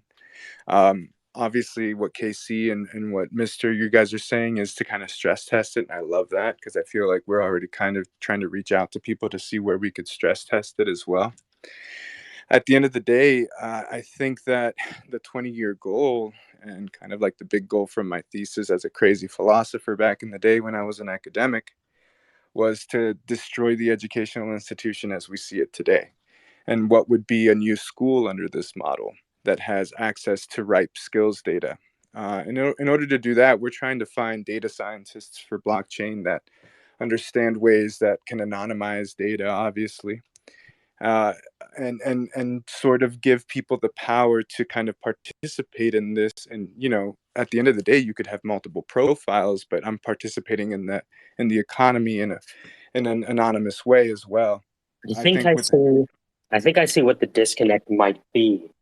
Um, the I think that there are two natures to be balanced: the philosopher and the scientist, right? And so, what they're calling for you to do is not to philosophize, but to implement, because there are no solutions, only trade offs, Thomas Sowell.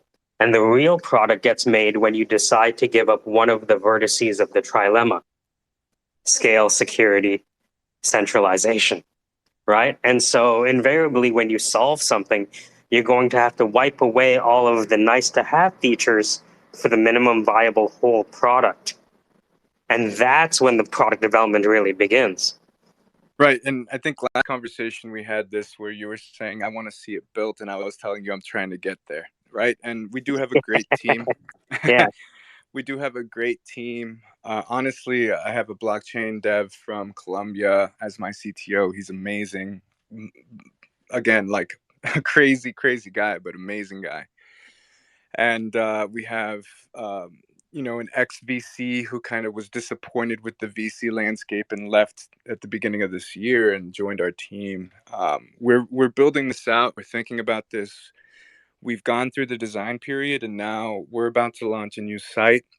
Right now, if you see it, it's just very simple. We're kind of keeping our heads down and keeping it down low, to be honest, while we build it up for our first use case. We hope that in 3 to 6 months, we'll have our first use case, but building out infrastructure isn't easy.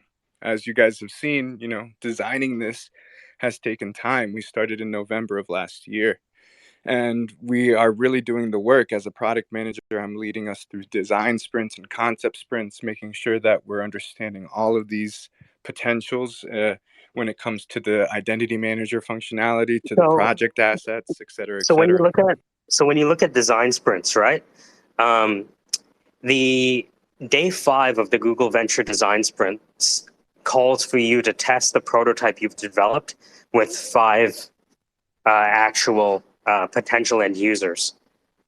Have you gone through how many prototype Yep. present testing have you done? Right now we have one prototype of the identity manager. Guys, I have to go though. Sorry. No worries, no worries. Yeah. Good job. Oh, he already left. Sorry. Did I say something wrong? No, he probably actually really had to go. No, I'm just joking. I'm just joking. Yeah, but I feel like his Achilles heel is going to be again the measurement of value. The Achilles heel is always being able to have to make the decision to make trade-offs. Mm-hmm. Oh, Right? which by the way, on that trilemma, am I wrong in saying that it's more of a percentage spectrum between each side of the triangle? It's not either or, right?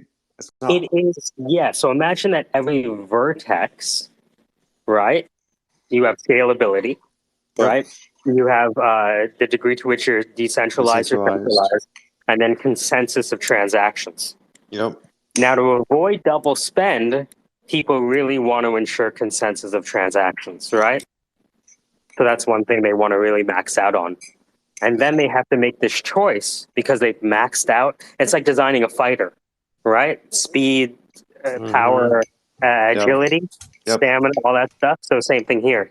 So if you max out if you use all of your points, your blockchain fighter, right? Or your distributed ledger technology boxing fighter, you max out your allocation towards consensus of transactions to avoid double spend. Then, if you're extreme on that spectrum for that vertex, scale. you're not going to be able to, right? So that's why proof of stake is moving from decentralization to centralization, and that's not my words. That's Vitalik. He recognizes that a long time ago. That's why they haven't moved. And that's the thing, right? When you go from a proof of work consensus where you have multiple validators and all these miners that are securing the network, and you go to proof of stake, the security is not as it's not as extravagant, and that's why the Binance Smart Chain has so many scams and things, because of the barrier of entry is just pretty much gone at that point. I've heard you talk about this before. You seem to be a proponent of a higher barrier of entry to ensure quality. Is that right? Yes, exactly. Well, it's not even just that. It's just that so if you look at Binance Smart Chain, they were one of the first one of the first blockchains that launched with really, really, really low transaction fees, right? So for a developer to spin up a project and put out a scam, they can do this on the daily, and if you go, there's actually I don't know if you're familiar with KuCoin. Do you know what KuCoin is, Casey? It does. Yep. Okay. There's a tab on KuCoin that if you go under the tools, it'll say 8, and it'll show all the contracts that are being put out onto the Ethereum blockchain as they're coming out, as these contracts are coming out. Okay, so when you have a really, really low barrier of entry, the quality gets diluted because the cost of entry is so low that these developers can launch a project and, let's say, put in $500 to $600, get that started. People FOMO in, people come into the project, and then they get rugged. So as we see I have a Ethereum, question for you. go ahead, go ahead. Do you think that the low barrier of entry has an advantage, that it's for innovation, that it makes the innovation of the technology more accessible to the masses? It does, and that's the caveat, right? Because it has a low barrier of entry, you can get a lot more users.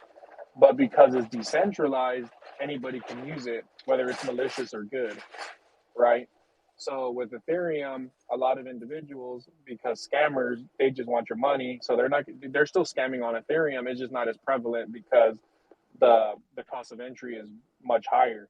So what these guys do is that they go from the Binance Smart Chain, they make a lot of money, and then they move their way up to the Ethereum blockchains, so they can take more money because people have a sense um, of stability and security with the Ethereum network because it costs much more. So there's a lot of psychological things that go into it too when you All actually right. like break it down and you look at it. You've heard me say before that rug pulls serve a utility. They serve a purpose, right? Yeah, I mean, yeah, you can learn from a rug pull. Well, there has to be a threat or a fear of loss or repercussion. There has to be something bad that actually happens. It's not all safe. If you don't have rug pulls or a way to lose your money, then what's the point? I put money in, I make more money. There's no risk. It's all good. It's just money machine. It's not realistic, right? There has to be some threat, some risk. I propose white hat rug pulls. If you're good enough to create a rug pull and you can rug pull everybody, you get to keep 20% of the rug. Give everything back, then go on to do it again. No penalties. I think it's a service. So I'm going to start the white hat rug pulls. Yeah, you could do it, Casey. I'll see what happens. I'll watch from the sidelines. I'll watch as they burn your house down, buddy. I'll have a couch ready for you and the kids. Good luck with that one. Yeah. That's how it's becoming, though. You know, these people, they've been rug pulled so many times. They've been pulled left and right. They have these people that are out front and face. They know these people's faces, and with the power of the internet, people are finding these people. They're tracking them down. They're using whatever means necessary to go to their door. Dude, somebody went to Do Kwan's house. Oh yeah. Can you So, imagine if we had the start of real mass adoption right now? How many people would get ripped off? Dude, it'd be insane. If the crypto industry, the crypto sphere had a massive wave of people adopting it, Wreck City. There'd be so many new Inu projects. The microcap sector would be exploding.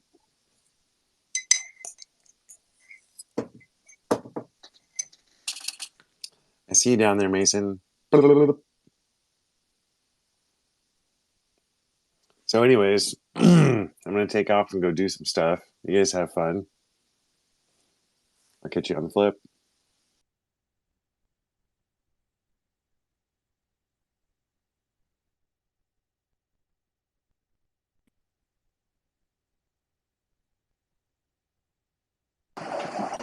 yeah, Yeah.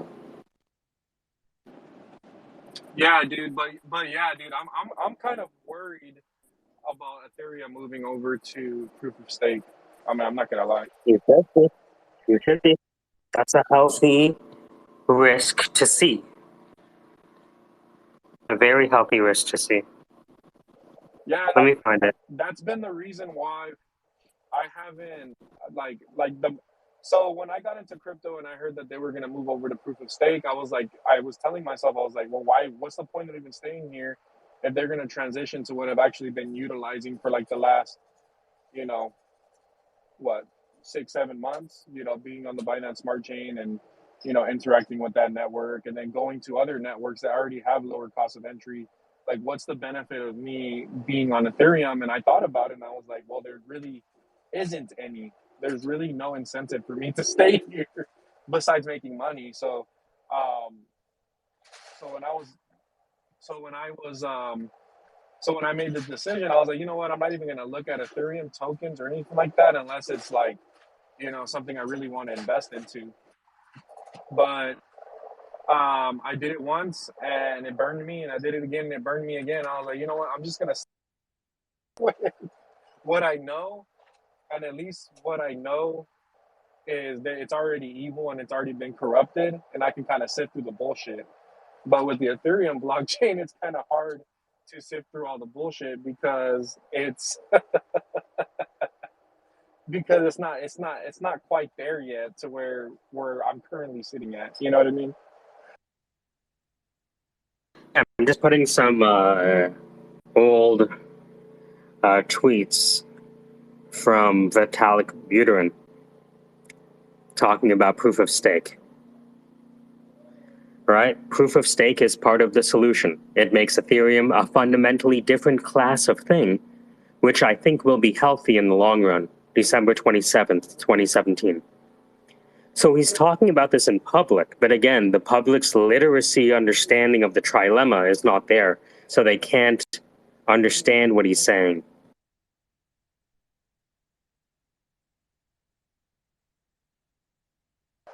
Yeah, exactly.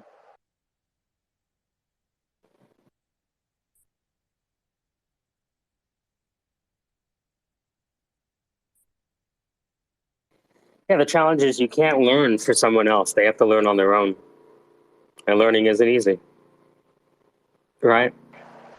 Yeah, yeah. And then the other thing that I so proof of stake, right? So I don't utilize any staking mechanisms, and this it's because I've actually been burned by using staking mechanisms. So there was a project that I was in, and then I got into it, and I had talked to the developers, and they had voice chats, and they did the whole 9 yards, and it wasn't even a rug. It wasn't even a fucking rug. The fucking guy had to go back to work, and he couldn't devote any time to the project, and I had my money staked in there, and I guess they had bought a license to the website, and the license expired because the dude had no money because he had to go back to work, and I was just stuck there with like $100 to $200 sitting in this proof of stake mechanism, and I couldn't get it out. I couldn't get it out because the website was not functional anymore. The domain was gone. So I was just like, okay, so at any moment, they don't even have to mess with the contract. All they have to do is just take down the website, and I can't even unstake because the website doesn't even function. Like, this is some next level, like, shit. You know what I mean? So, um, like, all they have to do is just take down the website, and your money's stuck in there, and you can't do anything with it. It's at this point, it's not even about the smart contracts or anything like that. It's like, how do you interact with something when it's all built into this D app or whatever they want to call it? It's a website, but yeah, you know what I mean? It's I think everything that you're saying is true. It's just hard to swallow.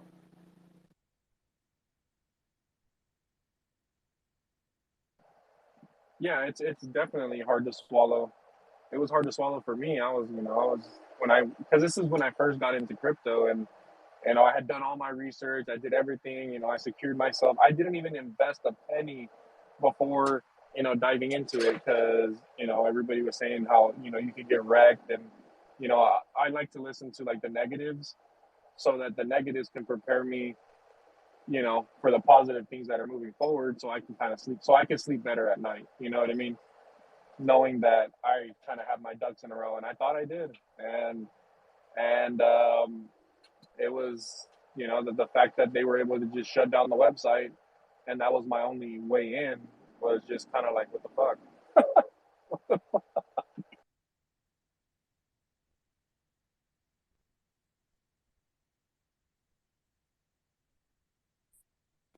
today is the first day. Instead of using the Google Vector Design Sprint or the IDEO Design Sprint, I'm going to try using the military decision-making process that Zach was talking about. So right now, I'm just looking through the doctrine and saying, okay, so if I was going to use their approach, how would I start? So it's okay. Receipt of mission. I was like, okay, what if I was going to write myself a mission? Your mission today, Mike, is this. Yeah, that makes sense, dude. Like, if anything's the most efficient thing in the world, it's our military. Like, they freaking have that thing down to a science. You know, they've been So developing like these different. Go ahead, go ahead. yeah, I think you're right. So it's like I've been using. Dr. Wetzel brought up this idea of your metaphor frameworks determine what you can perceive, right? Your metaphor framework analogy set and framework and model is your observation because it constrains how much of reality comes in, right? And he's soon to be ex-military, right? And then you talk to Ken Granville from Mind Active, and it's like, man, these guys are just really on another plane of existence. Like, you know, when they talk about 4D chess, like, I'll put the thread to the top where I'm kind of walking through this stuff. But, you know, I want to change the fundamental way that I planned a launch. So the specific launch I'm planning is for the Your Voice is Money. So to take some of the people that we've been talking to here and give them the voice training so they can execute the project. Like you said, the audiobook, you know? So I'm literally planning the email I'm going to send to you and Dan and Casey and everyone. But it's like, okay, so why are we doing this? You know? It's better to do something now than something, and it's something I've been putting off, right? Because I'm afraid of failure. So I was like, no, I'd rather do it today now because I believe it benefits folks than not do it because I'm afraid of it failing. So I was like, okay, so what's the quickest way I can actually do this? And I was like, wait a minute, I've been planning most of my projects using this design sprint. What if I didn't do that as a fundamental assumption?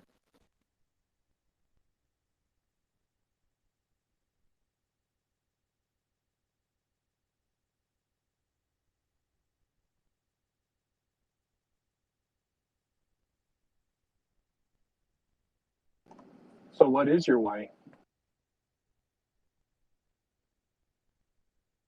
Well, it's a couple things, right?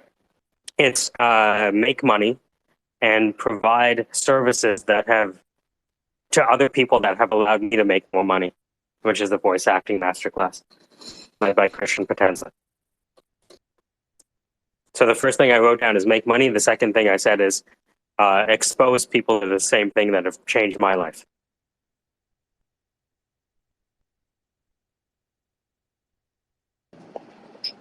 So, what in your life like changed you and made you have this like this perspective? When was that moment that you were like, "This is what I want to do"? Because I see like a lot of the stuff that you post, and I love it. You know, doing all the charity work that you do and everything that you're involved with, and just reaching out to certain individuals and creating the syndicate to empower people to to search within themselves and bring out their greatest attributes. Like, what was that moment that when you saw all this come to fruition and you were like, you know what, I want to, man, I could really be doing so much better with my life. Like what I'm doing right now doesn't feel like it just doesn't feel right. What was that moment that you had that switch?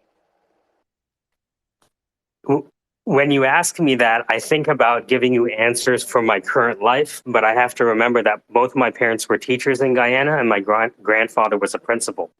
So maybe it's like genetically passed down, right? That's one part of it. The other part of it is I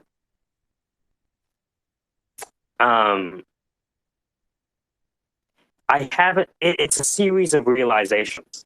Does that make sense? Right. So, Yes.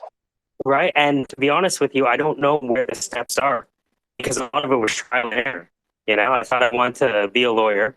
And then I worked with a lawyer, and I didn't want to do that, right? And then I went to university, right, and wasn't smart enough to do any of the hardcore stuff, so I did business. Business was the easiest of the hardcore subjects in university, right? And because I needed to pay for university, I took a co-op job as a recruiter. And ostensibly, recruiting has been the only thing that people really, really value. Well, recruiting and see, the interesting thing is when I realized that recruiting was essentially sales, and I said, well, technically, recruiting is harder than selling software because the software doesn't change its mind. People do, right? You ever have a software say, no, I don't want to be sold to that client? It's never happened, right? So when I bridged that gap, I was like, oh. But then again, it's a number of things. It was like I got so disillusioned with the retail guillotine and working in finance in 2011 that I decided to do stand-up. And I had no idea that stand-up would teach me how to interact with people who had more power than I did. And then going from stand-up to testing out these things I learned in stand-up and crowd work and improv at work, and then I found it worked. So, you know, stand-up was a way for me to kind of escape work. But then when I realized that stand-up could help me be effective at work, it gave me the feeling that I could have some sort of control in a room where I was always surrounded by people with more money and power than I did. I didn't know how to defend myself.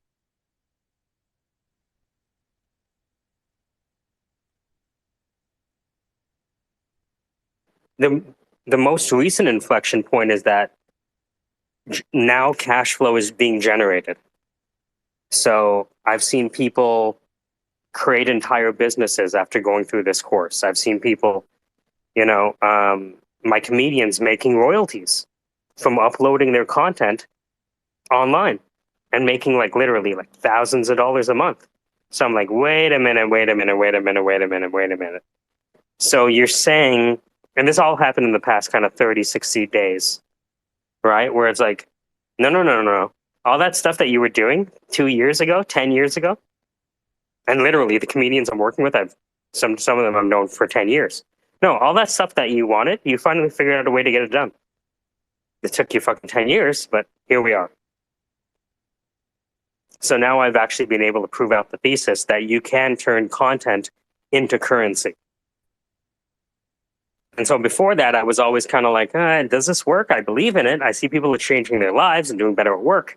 But now I can show a straight line towards these are the people who are creating content and having it played on Sirius XM, and they're making thousands of dollars a month. Okay. All right, guys, giddy up.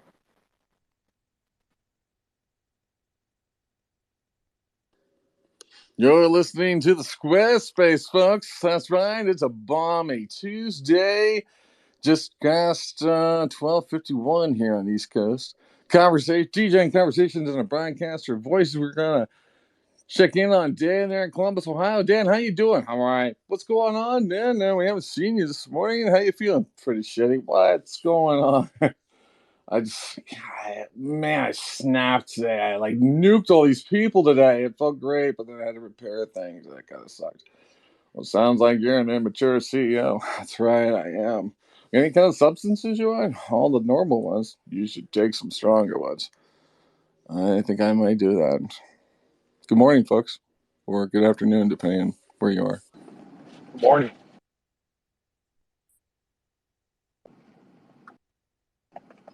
So you said you nuked some folks? Yeah, I had it. This happens every once in a while in hustle, or at least for me. Is that you have two state of personalities. You sort of have the opportunity mode guy, and that guy is super always jovial and sees opportunity and everything. And then you have the carver. This is a persona that I've created. And the carver is a part of you that's analyzing all the patterns and analyzing all the points of access and is always thinking about the momentum ahead and largely thinking about your primal desires. Like if you're always thinking about hot sex and, yachts, this is what this guy is always thinking about. He's like, I got to meet those fucking goals. That's my prime directive, right? So he comes out when things aren't as efficient.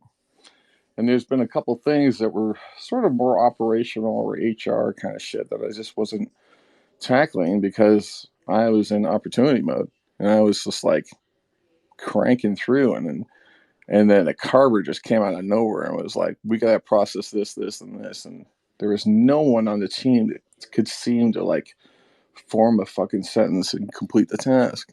And as a CEO, it causes a kind of fog of war issue. Instead of seeing, people who are your team members, everyone turns into like a pile of cash on the floor. Like, this big guy in front of me is like, 6'5", he's 400 pounds, and he turns into like a briefcase right in front of me. And I'm like, what the fuck? And I go and I open up the briefcase and I see how much money is there.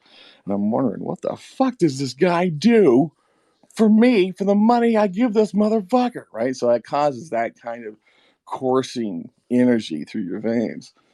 And because you're starting up and because you're lean, you're actually in a spell of actual harmony in a lot of ways, because Dan, you have this uncanny ability to lift people up, and they will work for you. Like, you have somebody who's worked for you for 6 months for nothing just because you've given them the hope to see, and their whole lives have changed. I mean, they understand the benefit of working with you and everything, but you're not paying them, so you can't necessarily ask of them too much, right? You know what I mean? You have to be careful about how much you ask of someone to do when you're starting. No one gives you $5 million to say, go build a nice, well thought out, slow, methodical, everything's okay, this company, and then go try, right? No, you got to do it all. And the problem is I don't have enough people. And so something who I thought I had somebody to do something, that wasn't really their role. And I snapped. And then I got really angry, and I was like, you know what? I'm just going to get more AIs and just replace this whole motherfucking thing. And what's crazy is that reality is coming, but that's not the solution. So that led to a nice 2-hour conversation with me and my partner, which started off in a very nice, casual, very sarcastic, fuck you kind of manner. And then, and then it went into this is how we think different manner, which is key. And then it went to, why did we get in this in the first place manner? And then we talked about how we're friends and how we both understand opportunities and we have different ways of thinking. And this is the reason why we work together. Okay. And then we went back to, okay, what caused this explosion? Well, that's because Dan is seeing a fuck ton of opportunity and we don't have enough assets in play for him to monetize everything. And one of the problems with monetizing is that the minute you start monetizing, there's a part of you that wants to make sure that you can really complete the narrative that you said. Like, you just sold like a runway to Paris, and you don't even know where that is, but you're excited, and they actually want to buy it. They just gave you 10 million. Now you got to go complete the other side of the narrative, right? And this is okay as long as you're surfing with somebody who's as fast as you. And usually your partner is, but he's actually working on a separate hustle, and you're working on this hustle. This is sort of like a middle hustle. But the new people that you're bringing on and that you're mentoring and nurturing and growing into becoming really good people, they're still really green. They're unsure of things. And so then they can't complete the task either. And then you just go, fuck, why isn't this fucking easier? And then, you learn. And what it is that, and it's okay. Here's the other thing too. For as much as like that whole notion of master of none, and that's true. I am not a master of everything. Well, I know a lot of everything, I guess, but like there's certain things I can't process, like the logic of a well thought out. This is what you do for, say, financial XYZ and PDQ. I can't do it. Can't do it. What people don't realize is that I can pick up an object and I create a universe right there when I pick it up. And I see all the patterns. And then I look at all the people in the room. And then if I have enough context of the people that I'm currently aware of, I can actually forge a whole fucking pathway. You know what I mean? But can I get someone to do their 1099? Oh my God. You know what I mean? It's just like, I can't do that. And in fact, you don't even want that.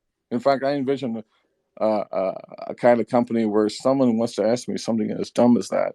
The whole building actually turns the alarm system, right? The sentry like shoots the guy just as he accesses my door. The guy falls dead to the floor. And I open the door.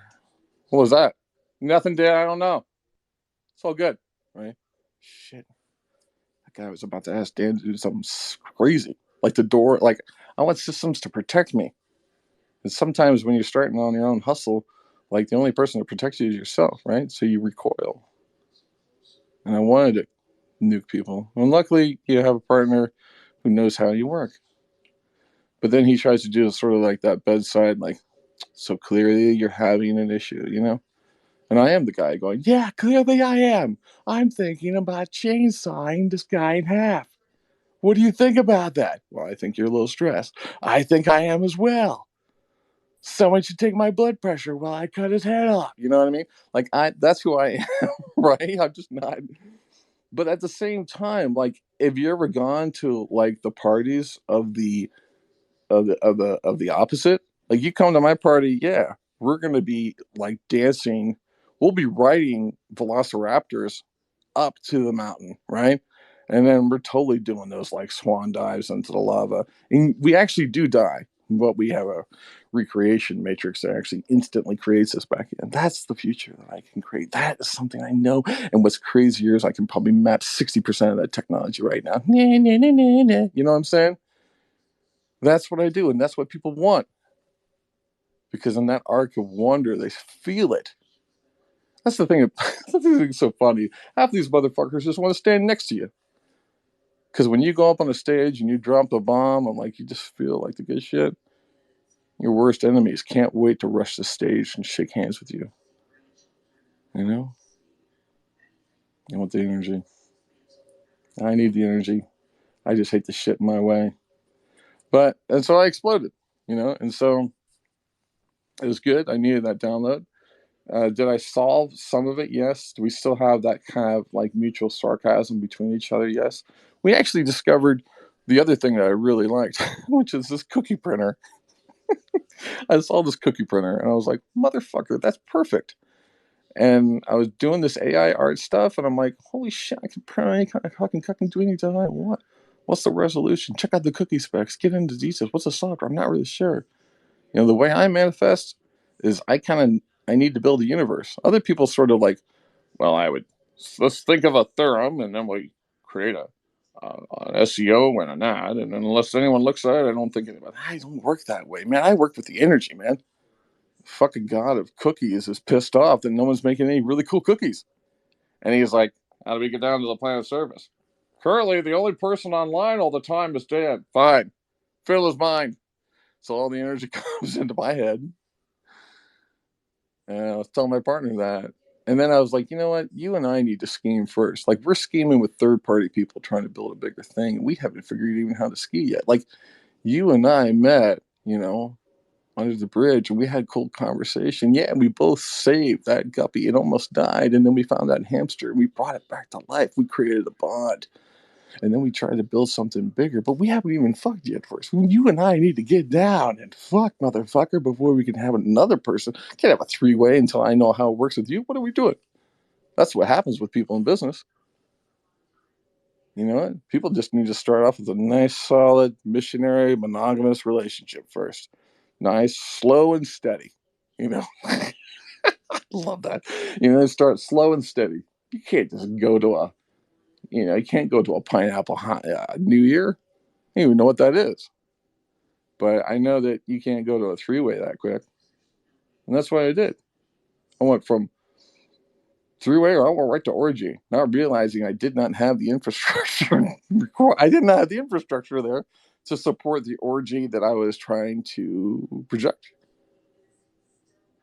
I laid down what I thought was a great grounds for a pretty heady cuckold kind of three-way, not realizing I didn't have enough chips in play. And that's because that's how I am. I see people at parties and think three ways. I think in orgies. I love that analogy. Save that, Dad. You know, But it doesn't always work that way. So that's why a lot of men are alone. A lot of men in entrepreneurship are alone. Because you know what? Sure, we don't have AI doing everything, but we got a right hand or a left hand will give us what we need to get by. You know what I'm saying? Like we will truck it out. That's why people are afraid of man, you know? That's why when the bears get together, the tigers, and they think about taking down a man, what do you guys think? He's going to sleep for the night. We could outflank him. Now, we have to be careful with these humans.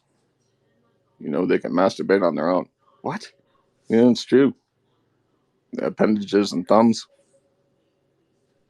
They can even edge. Get out of here. Better than an eagle? Even better than an eagle. You know? That's why man prevailed. Because we're self-sufficient to a fault, right?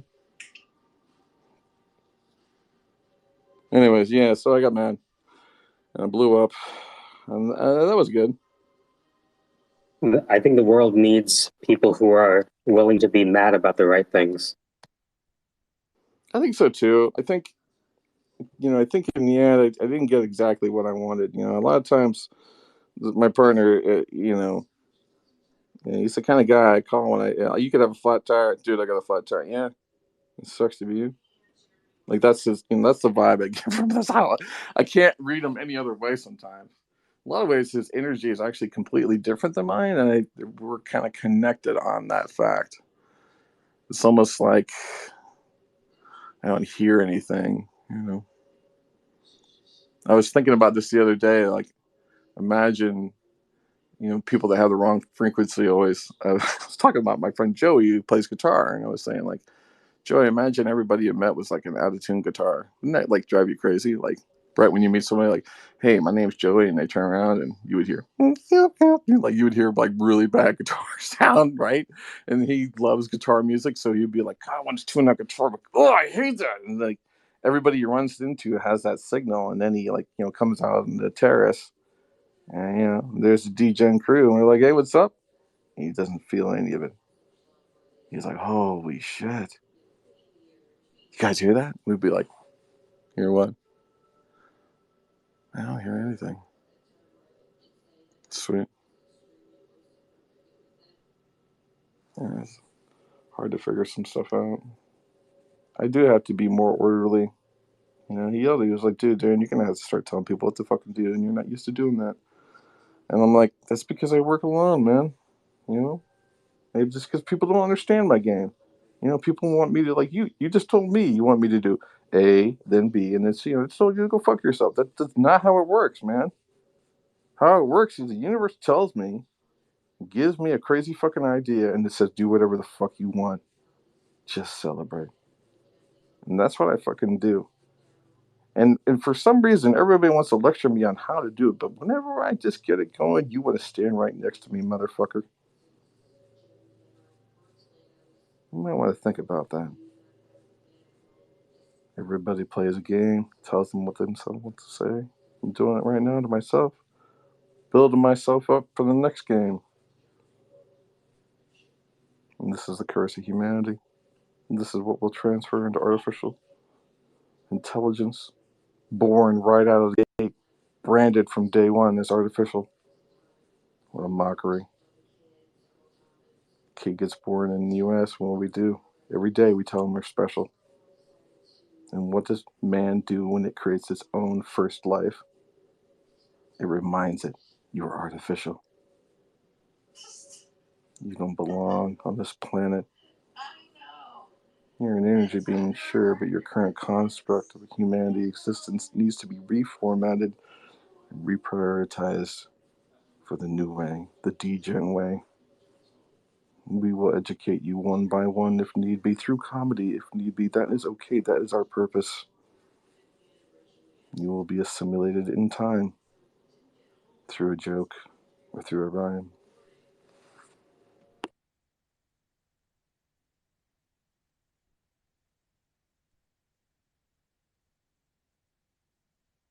Sorry, there's a lot of noise where I am. They're painting right outside my building. Ah, it's it's funny because people, when you're influential, people will tell you how you should influence effectively. And most of those people are the people who are not influential. So it's like, That's 100% true. 100%. oh yeah, you know how it's done? Why don't you do it? They would fucking free me up to do a lot more things. Oh, you don't want to do it. You know how it should be done. Unless you know how it should be done. You want to tell others how to do it. Oh, now I understand. It makes me want to create, like, since our phones can listen to everything, I'm like, I would like to create a logger for how many times people say, you know what you should do, and just be able to capture that in the wild. Just be able to, I should be able to pull Armchair quarterback in service. Yeah, and not only that, I can sell it to people. I'd be like, do you know these areas of the city right now? A lot of people don't know what to do. Or that really needs to come through. That was really, it was such spot on. That's the thing I'm pissed about. Everyone's always trying to like. I see it with stand-ups. There'll be like a shitty stand-up will. You have never lived until you've seen a shitty stand-up lecture a stand-up who's just done well on stage and say, yeah, that was good, but it's like, motherfucker, you just bombed. You don't get to talk for the rest of the night to people who have made people laugh on stage. All that shit you think you know, yeah, nobody gives a fuck. You bombed, dude. Shut the fuck up. Yeah, it's nice. Yeah, Pythagoras. Yeah. It doesn't mean shit here.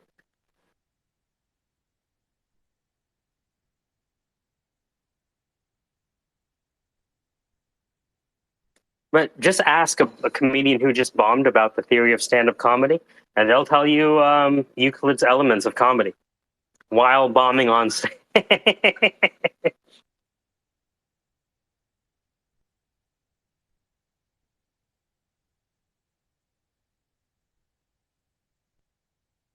What I'm trying to do is and and then what will happen is they'll start philosophizing about their approach that's failing right now instead of writing a new joke, because it's really hard to write new jokes, so people just spend most of their time thinking about the art. Well, we gotta launch that business next, Michael, because I feel like we can generate jokes all day, man. We're not even trying, and I think that's the kind of point, right? Mm-hmm. Almost, if it's one of those things too where the experiences and the conversations that we have with people in this room is a microcosm of what's happening outside this space. Yeah. Sorry, I'm making noise over here. That's okay. I'm warming up coffee again. I got my morning work done. I was like, all right, socialize for a bit. I picked up a new toy, for the mission, for the Degen mission. This is an Insta360 Go 2 camera. It's a tiny, mighty action camera. So the idea is, I only have one phone, so I kind of need, you start sort of, the more you start making content, and I was watching Gary Vee talk about this, and I agree. It's like, I love what he said. He's like, before you make content and really organize it, document. So in the beginning, you're just documenting everything. And then you're talking about how the content sort of comes in, understanding the formats. And that's what I'm trying to work on that piece next, which is the efficiency side of once it comes in. Yes. The buckets it can go in and how. But I need to create additional content. So the idea of this camera is to sort of help me create some additional content in, either like a different camera view, whatever, just kind of experiment. The other thing I want to do is running into some of the music rights limitations sometimes when you post on social media. So and Michael, I'm going to figure out how to get you access to the thing, because it's AI. The AI music generation tool. And what's funny is like, it's crazy serendipitous in a lot of ways, because I don't know, like, I make music, but I don't, like, what I want to do is like find a piece of music I love and give it to somebody who knows music and say, okay, what chords, what minors, what did you hear there? Because this AI tool will allow us to create Yeah, no, for me. Yeah. I'll know. So send me something now. Well, don't do it right now because I'm like my brain. No, it's so easy. You got to understand. I teach music. As soon as I hear it, in 2 seconds, I'm going to know everything about that piece of music. Well, it's like the Westworld. The song is called "Journey into Night." Journey into the Night. Yeah, it's called "Journey into Tonight," and it's the Westworld soundtrack, season 2. And to West. All right, so let me hear it. Yep. Westworld S2 official soundtrack, Ramin Djawadi. Yep. That guy is the bomb, man. Okay. So, are you ready to have your mind blown? Okay, but you got to get. I have some questions on the song, so yeah, let's listen.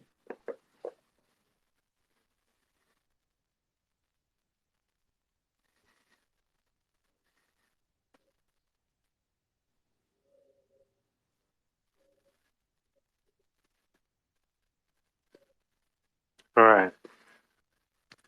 Screw you. Okay, hold on. So, here we go.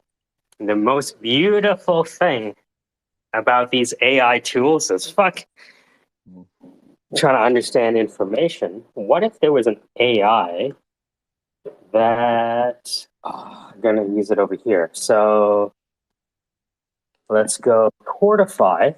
I'm gonna have to use the other. No, man, I'll show you the tool we're gonna get. I mean, this you'll like it, but I just want to be able to figure out how to I want to be able to find a song, give it to you, and then you help me kind of model it. You know what I mean?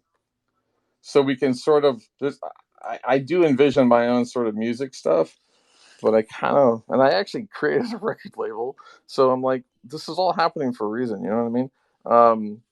So let me find this. So if I go to chordview.com, there we go. Chordview, and it lets you look at the song. So chordview.com, what was it called? Journey into the Night West World. Fantastic. Does it have it? Let's see. Let me just type in West World. West World.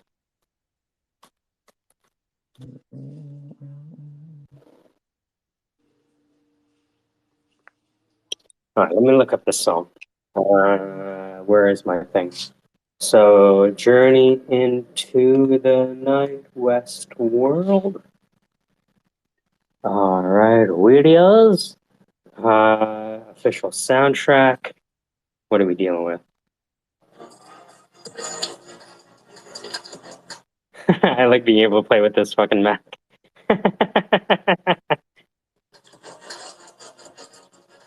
Because the keypad, you can use it like as a DJ table. Anyways, all right. So what are we dealing with?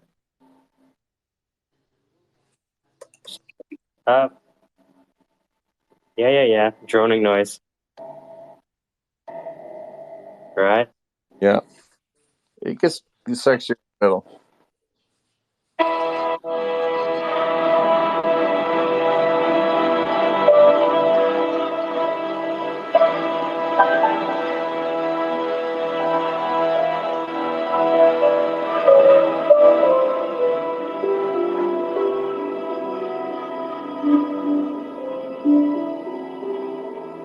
So it's either At the same time. C major or F major, right? So F major is sort of a dark and moody. So actually C major.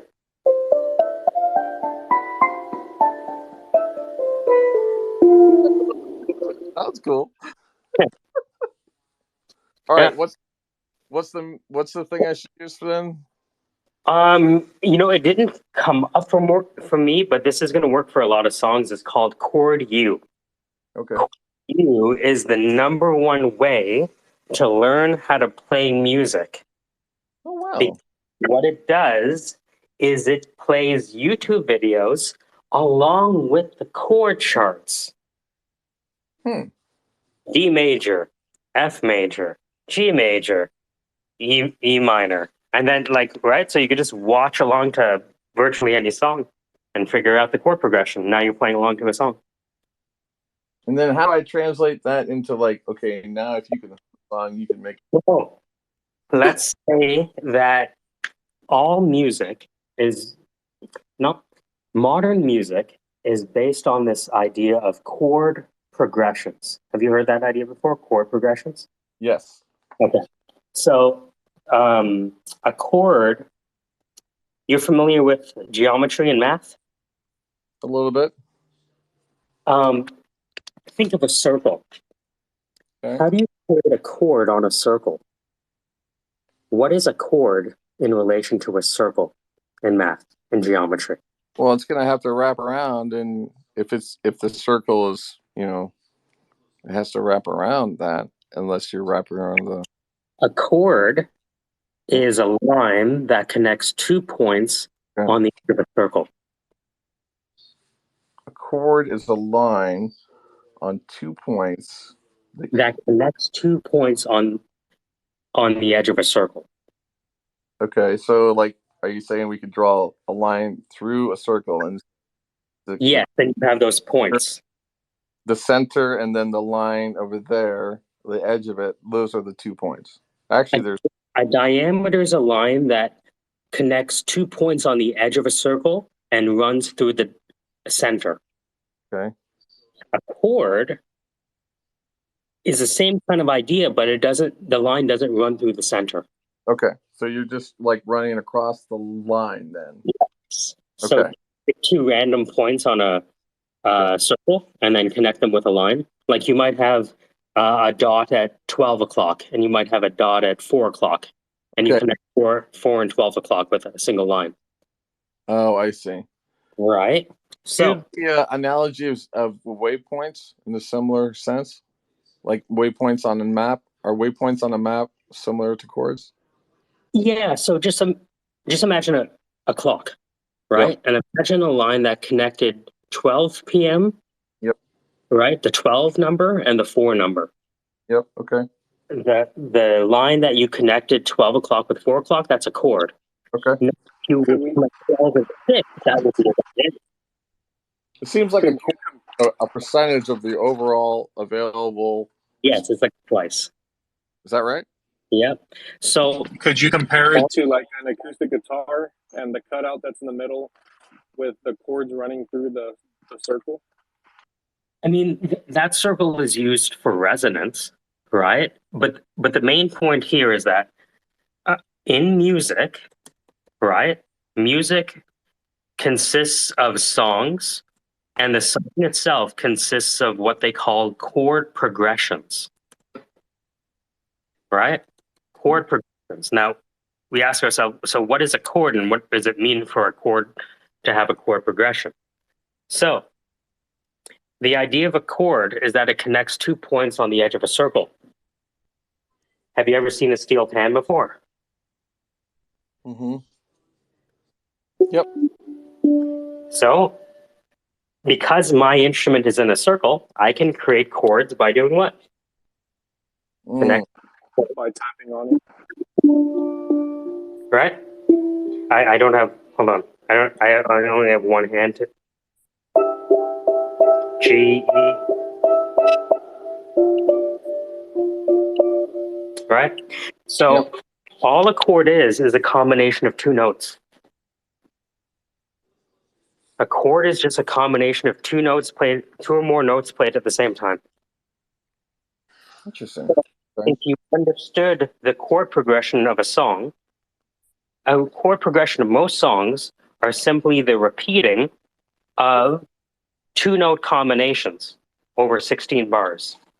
So I'll have D major, then F major, then G major, then F major, and then I just repeat that through the whole song. Okay, I see what you're saying. I'm getting it. So with the music that you have, the reason I can learn it quickly is because most music follows a very simple chord progression.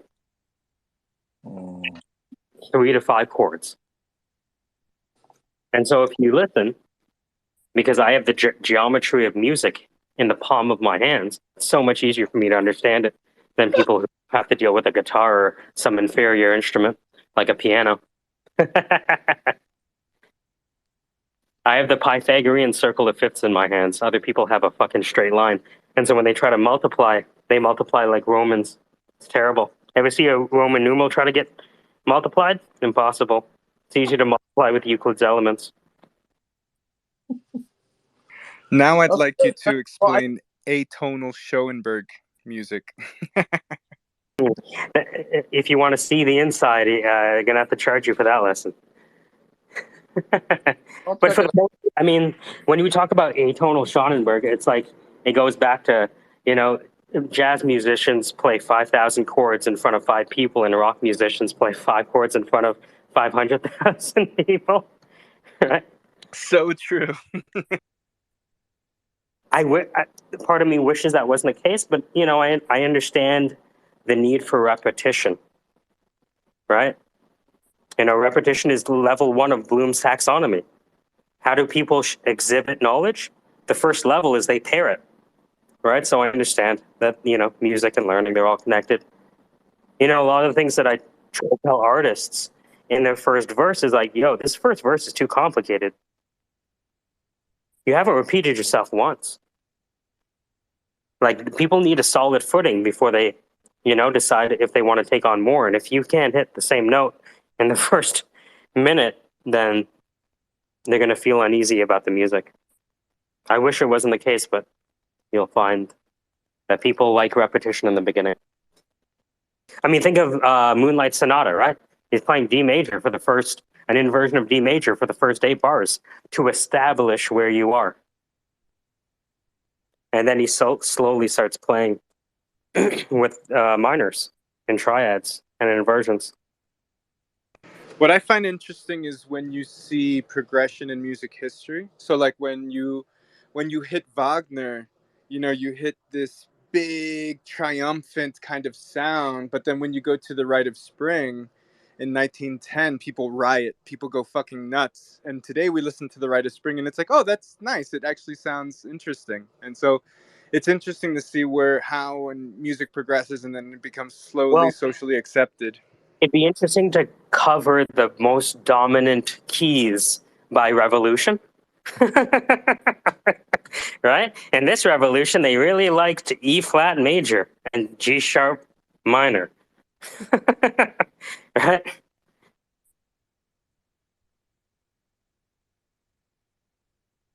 Oh, I need to get back into music so much, Mike. You're making me want to get back into it. I studied it when I was in my undergrad. I fucking love it. It's the key to understanding teams, I think. Some teams, some people can only play a song in one key, you know? And when they meet people who play that song in a different key, they're lost. I mean, but theoretically, all songs are in one key, aren't they? Really, we're just kind of changing the tonality when we transfer it to another key. If you look at the ratiocentrism of the music, you know, like, just so we can, you know, talk to the rest of the group too. So you could have Despacito, which is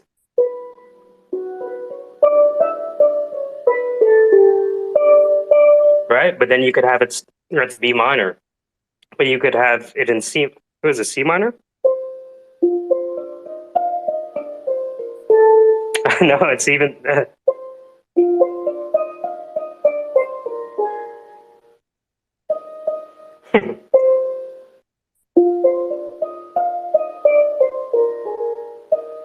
That's C minor. This is B minor.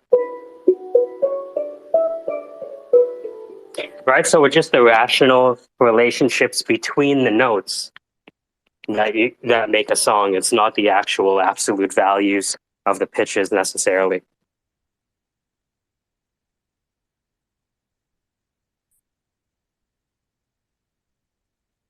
Yeah, and you know, just like teams, there's a time to dance point.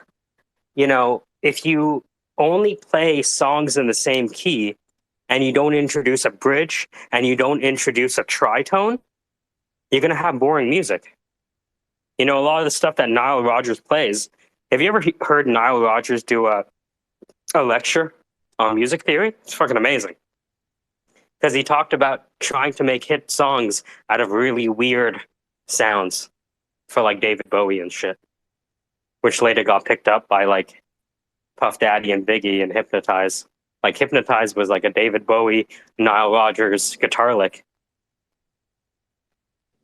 Oh, was it really? I love that song. Yeah, so if you listen to Hypnotize by Biggie, Hypnotize Biggie, David Bowie. What was the David Bowie song? Oh, it got ripped off everywhere. Oh man, well it's Nile Rodgers, right? Remember these guys came out of disco. Remember when disco died, right? Like Nile Rodgers was supposed to be on top of the world, and then they just kept on moving because those guys were like jazz guitarists, right? Yeah, if you ever see Nile Rodgers do a talk on music theory, it's blow your mind. Wow, man, that sounds cool. Let's check that out. So what I'll do is like I'll take these like little lessons that I see with piano players and guitarists, and I'll use it with my instrument. So Oh, I like that. yeah, no, it's wild. And then I take it to the classroom, teach kids. And be like, hey, by the way, do you know that this is all math? What? Did you know you were doing math right now? You didn't? Huh. Well, that's next class. Yeah, I like that. It's kind of wild when you put math and music together. That's a little scary. Well, the reason I'm doing it is because music education is the only education that I've seen that increases gray matter density in kids. And if gray matter density is the only thing keeping them from putting a gun in their hand, as we know it, then gray matter is the only thing that matters. That's cool, man. Yeah, that's the kind of Trojan horse thesis of the music. I'm going to play your favorite song, and then I'm going to increase your gray matter. Blah, blah, blah. Right? I just love that we increase your gray matter. What? We've done some precognitive analysis on you over the past couple of weeks. A couple of guys down at the Smoothie King have been doing this when you come in on Tuesday mornings. Most of our data shows and some of our other cognition tests that you have some rapid gray matter loss. We went ahead and alerted your family and told your employer. Well, quite frankly, your employer seemed to confirm a lot of our initial findings, saying that you were slow and lazy and didn't really like how you slept with his sister. But besides some of those results, we're confident that we can boost your gray matter and just get you back up to normal stance. It's simple. This is a pogo stick, and it plays chords, which is great. So you just jump up and down. However, in order to get these chords and music to reframe your reference and actually increase your gray matter, the pogo stick has to go in the anus. This seems like a painful thing at first, and trust us, Casey went through a lot of trials on this, and he's been through a lot, but it worked out. As a result, the data's come back, and we find we can increase your gray matter by 10 to 15%. That's just after the first 60 days of just practice makes perfect. You understand? How old are you? Oh, shit. You know what? It might not work for you. The brain stops growing at about 14. Kind of fucked, but if you have kids, maybe we can still save them. Sorry about that. Out of scope. KC the other day was like, so that whole thing with the BlackBerry, Dan, that seemed like a great line until you got to the jello bullets in my ass. What? We had to use all our characters on here, I mean, I've sort of typecasted Cap as sort of like a guy that's a constant runner. Like he runs from Brooklyn to the Queens to like Newark and back every day. And he's always he's like the first one to say fuck yeah and do things. Michael, you're kind of typecasted as right now as the scientist, the observer, the one that sort of points out that, yeah, we've been on the Titanic. We knew when we left the dock we were all going to sink. The experiment must continue. Yeah, the testing must continue. That's it.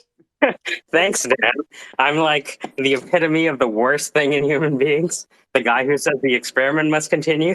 There's a lot of creative freedom in that. And I love that. I love that. That's the kind of delivery in Westworld where you go like, wait a minute, how many times have we done this conversation? We're on the 380th instance. Is that right? Right. That's funny. It's so dark. It's so dark. Yeah, so I think when I woke up when the sun wasn't out, I knew it was like, it's gonna be a bad day. No, it's been a good day. I'm just surprised how fast it's gone by. I'm like in a completely better state of mind. I know how to solve my problem.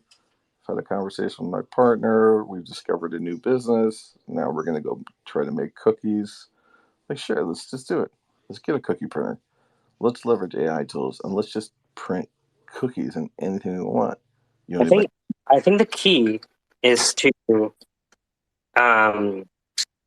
be so radical that the people who can't keep up just leave on their own accord. That's kind of it, man. You know what, Michael, when I think about that, wow, that's kind of crazy because at my big kitty company, like, we've never had anybody leave.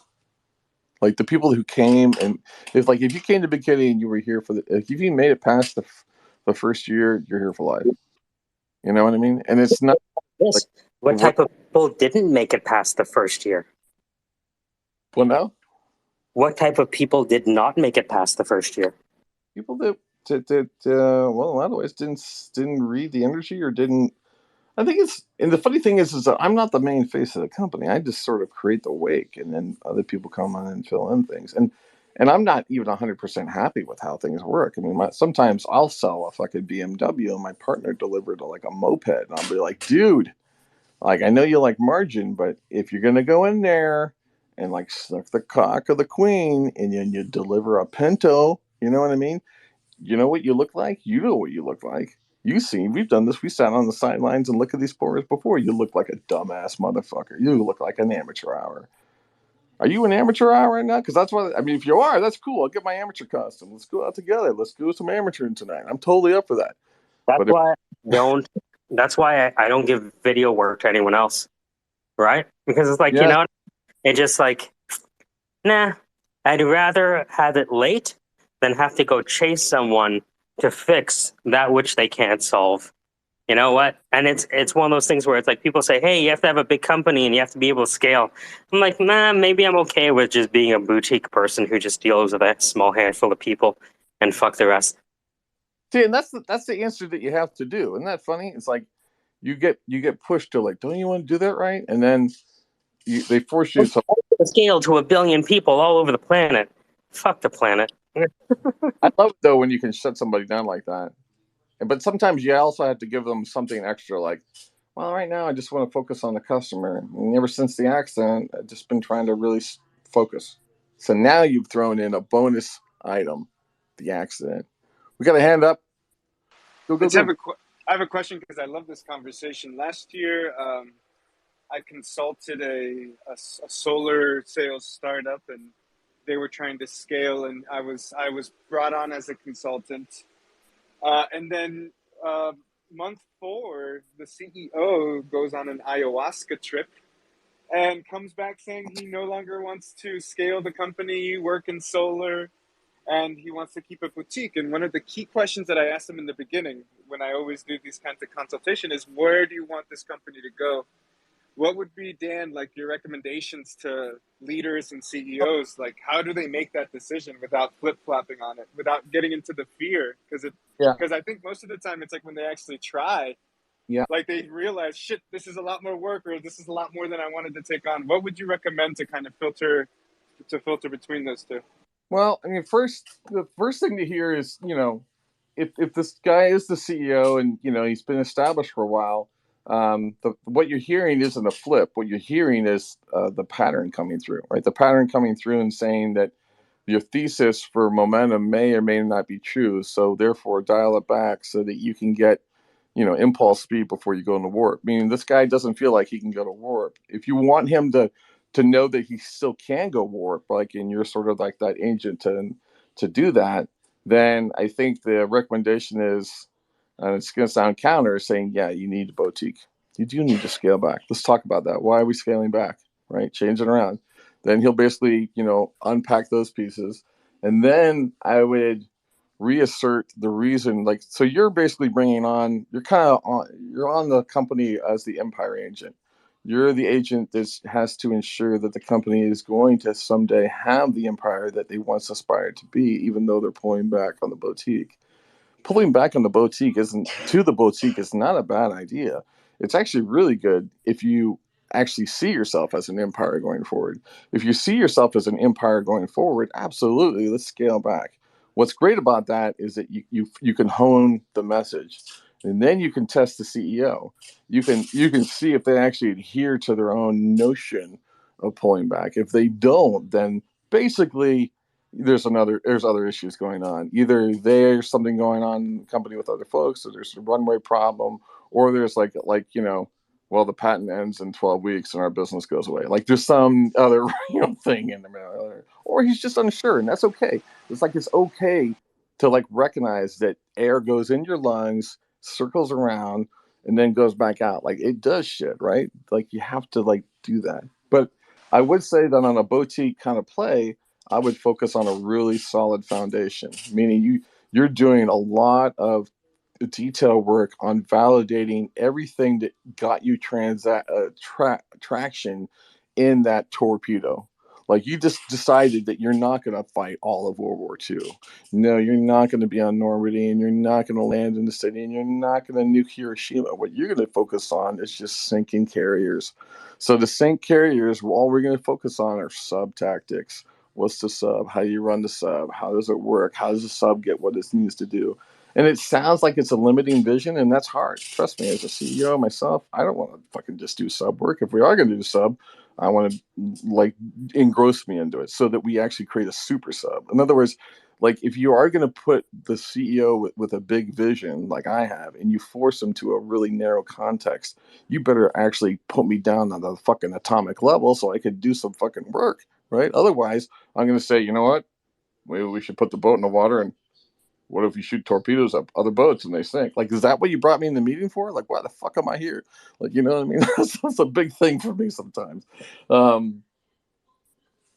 the boutique is the bootstrap play.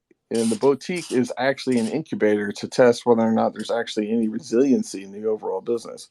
So the boutique can be done, but only if you approach the boutique from a weaponized mindset. If you approach the boutique from a lifestyle mindset, you just fucked yourself, which means you don't care about getting paid. And, if you make 200,000, whatever. And I do that. Everyone does that because it's the lazy way to run it, right? We do the minimal amount of work. We got paid, but we don't try, right? That's good. Just so you know the results of that. That was last year. I was Yeah. consulting this solar sales company 6 months ago. The result of it was actually fear. So, what we realized when he actually started to scale up, it opened up finances. Yep. We saw that he was giving $40,000 a month to a girlfriend. It was really weird because he started to see transparency. So, in that specific case, I think that the boutique. He stayed there, and I openly just left the company, and I said, "That's fine. You can stay there. Obviously, you don't need me anymore." And I was okay with transition. Yep. And I shook hands and I left clean. Yep. But it was funny to see because last month, actually, a year later, after I left, he calls me and he's just like, "I've bled this thing dry," and precisely what you just said. It was just lifestyle. I mean, he was making enough money. The people were making enough money, but they bled it dry so much that the people that were making money with him left because they didn't have any equity, they didn't have any growth, they didn't see any growth potential, so they just started making their own companies. And that's exactly what happened to him. People just started leaving. And last month he just called me. It was funny because he called me for advice. And I just told him, bro, I would just close it down because it just sounded like he just bled it dry. And he stayed he stayed kind of in the limbo of boutique lifestyle, not in boutique like I want to get my hands dirty and make this the best boutique solar sales company. He stayed it in lifestyle, essentially. Exactly what you just said. And what's interesting is this conversation is actually a highlight of what my earlier conversation was. And it kind of, I know it's going to sound a little weird, and just bear with me because I'm kind of unpacking a realization here. And this is actually a problem I have, is that, it sucks when I think about it, is that I was just thinking about, when it comes to business books, when you write a business book, everyone assumes that you attained all the wisdom through earned experience for the book that you wrote, right? You write a book about, like, that's how a classic business book. You never read a business book and think that guy didn't do all the stuff he did. He must have done it. But one of the problems I have is that I have a lot of great insight sometimes, but I haven't manifested the whole bridge. But 9 times out of 10, my insight tends to be correct. And it's like, it's a little crazy because what I'm realizing is that people come to me because I have the aura and I talk the game of all this stuff, and a lot I have, but I've had to manifest it through my own means ability. Like, I don't know. Sometimes I have the insights that are like truly insights, but I'm only dealing with such a smaller set of the data. But I extrapolate the meaning of it. You know what I mean? And I take it to the fullest extent so I can project that. And sometimes I'm like a walking business, sort of fate generator. Like, oh, what do you got? Oh yeah, let me pick it up. I pick up, and it's like the more I see that, it's crazy, but it's also, it kind of sucks because sometimes people think, well, like, imagine J.R. Tolkien walking around and everyone going like, so, you're the authority on dwarves. Like, he's not really the authority on dwarves. Like, he wrote a book about dwarves, but it's like he wasn't the authority on it. Why is it with business books, if I write a book about innovation and whatnot, people are like, well, then you did it? And they're like, well, not technically. I just aspire to it. That's the thing. I aspire to it because the universe told me I am it. You know what I mean? And so I have to sort of do its bidding through. And what's funny is like, that's classic. That's the classic universe for you. It tells you, no, you know everything. Wait, so you're gonna give me the whole codex on design, human psychology, and innovation? Yep. What do you want me to do with it? No, have a blast. I'm like, okay, wait a minute. So should I do those businesses? Well, no, you suck at business. Well, wait a minute. Wait, so why did you give this insight to me? It's that kind of thing. You know what I mean? Anyways, I just No, kindred spirits, my guy. I feel the same. I honestly feel the same. I like that perspective. yeah, it's and sometimes you feel like the momentum that you're seeing, you actually made. You know what I mean? Sometimes you start to have an eerie feeling of like, I think I made that happen. And they're like, and if like you have a good wife, she was going like, she believes you right out of the gate. Of course you did. And I'm like, oh, thank you. Someone who knows me. But it makes you feel real small in the instant, and then you're like looking up in the sky all the time. And then imagine you carried that. Imagine J.R. Tolkien had to do that when he was walking around. So what's going on with the trolls? And then J.R. Tolkien would be like, hold on a second. And he just looked like straight up for like a few minutes. And then maybe even argued with the cloud. No, that's dumb. So much better. Okay, here's the deal, right? You know what I mean? It's so funny to see on TikTok the token maximalists speaking out against, oh, that's not realistic, or that's not what trolls do. And I'm just, it's so funny that you mentioned that, because it's something that one says, like, trolls aren't real. This Right. is a fantasy land. I know you're upset with the Amazon show that's coming out and that there's a black troll, but calm down, or a black dwarf, but calm down. Yeah. That's the thing. That's the thing that's dangerous about the human race is like, over the hundreds of years to get to where we are today, we've been like learning, like in a constant incubation, cycle, figuring out ways to sort of make the cycle of attraction, and like you get sucked into it, smaller, more bite-sized. Now it's more viral. Now we can make it show up so that if someone goes to the front door, it's not a ghost town. Back in 2000, every startup was like a ghost town. You go in and be like a flat front on the front. You go like, oh wow, What's this? Casey would walk out in front of it. Hey, Casey, I always like to use Casey because it's a good short name. Casey walks out in front. Yeah, it's my new winery. This is badass. We go through that front door. There's nothing there. And I'm like, well, what's going on? And he just stands next to it and says, yeah, it's going to be great. And it was like, that was the assurance. Like, we were just going to build it, right?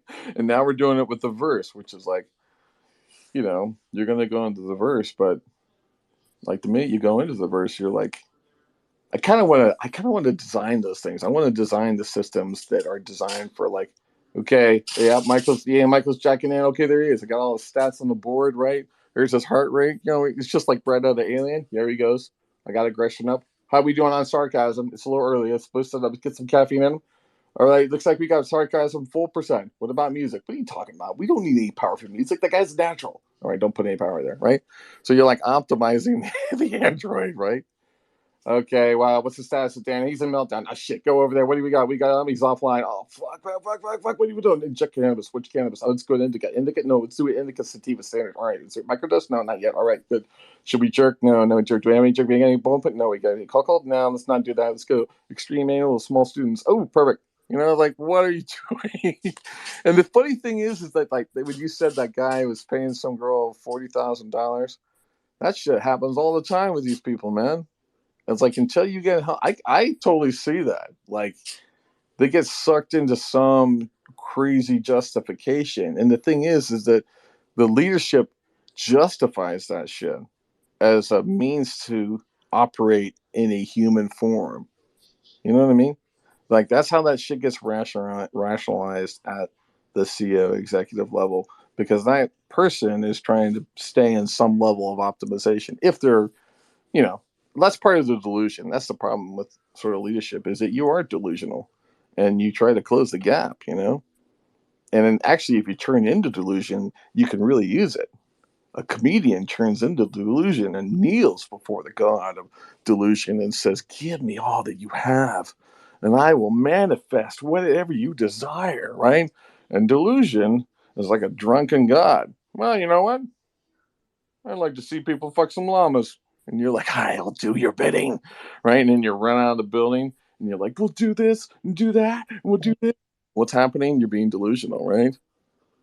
Now, yeah. Now you're misusing the power of delusion. No, delusion is meant to inspire and give you the ability to weave it like a toxic drug at a party. Just a whiff of that purple Cabana Kush. What is that? Do I smell? You As know? soon as you said purple, I was thinking 2C, but I appreciate you guys letting me ramble like that. My wife is probably tired of me talking, and I got to get on a call in 10 minutes. I'm going to prep for that, but I'm going to stay around here online. And thank you all for listening to the SquareSpace Degen Conversations in our broadcaster voice. You're listening to Tuesday, one of the best days of the week. Hopefully, you've had a great week, and if you haven't, well, you've finally arrived. And get to fucking work. kindred spirits, my guy. That guy's cool. That's the first time I've heard him talk like that. Cool.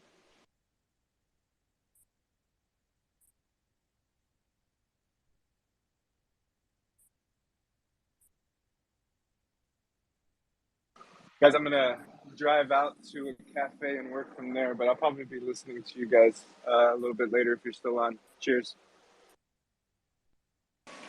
Take it easy. Thanks for coming in, man. To Hotel California.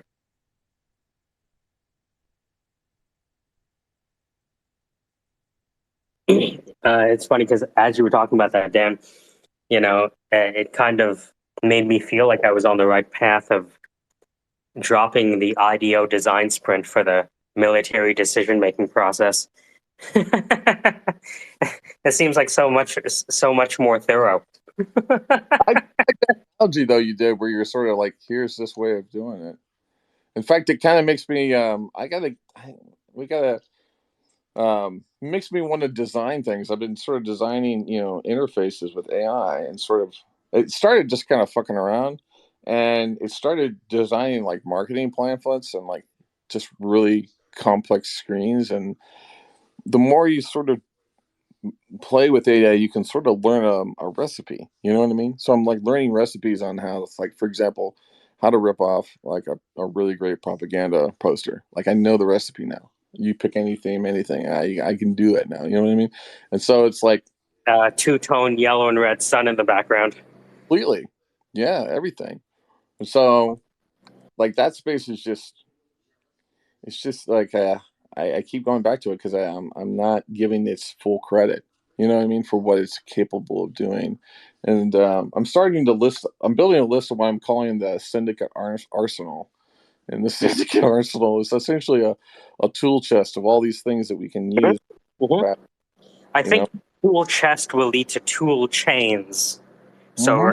the space, take the Instagram, get the captions, download it, re-put it in, add the B-reel. Now you have the captioned video, right? So the chaining of the tools is where it becomes Zapiering of everything, right? It is, and then I think that, and then that's kind of helping us.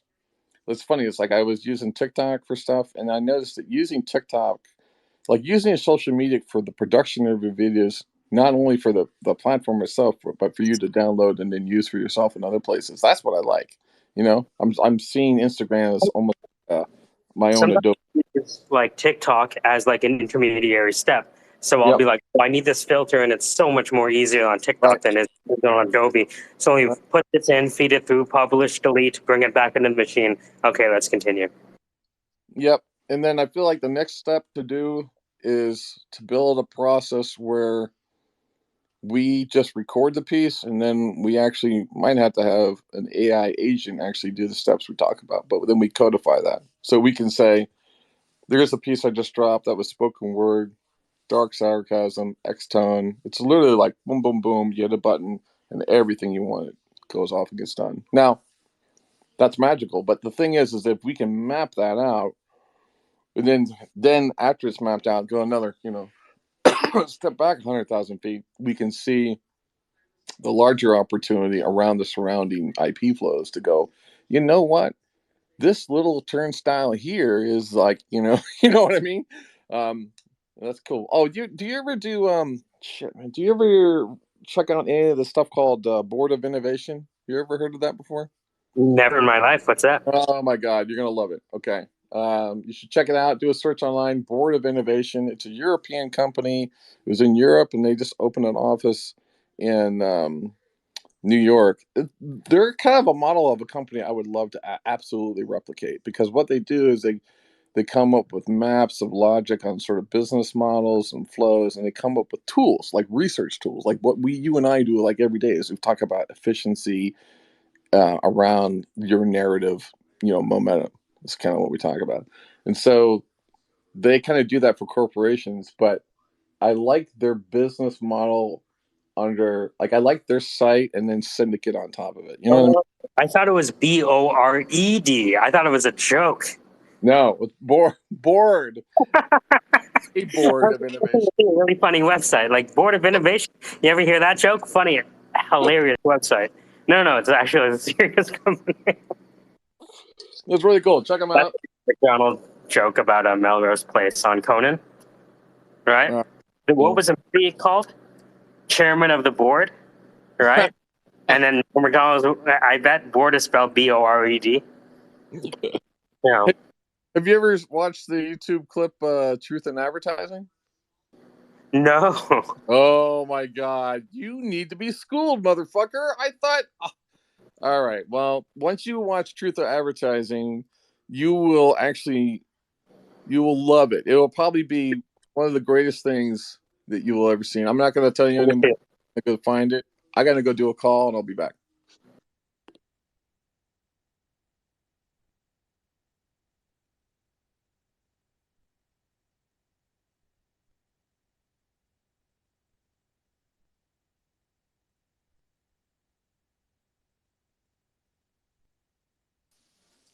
I believe Truth in Advertising was the Jim Carrey movie. I believe. He goes in and he pitches for Jaguar. Jaguar for old men who like hand jobs. That's the ad.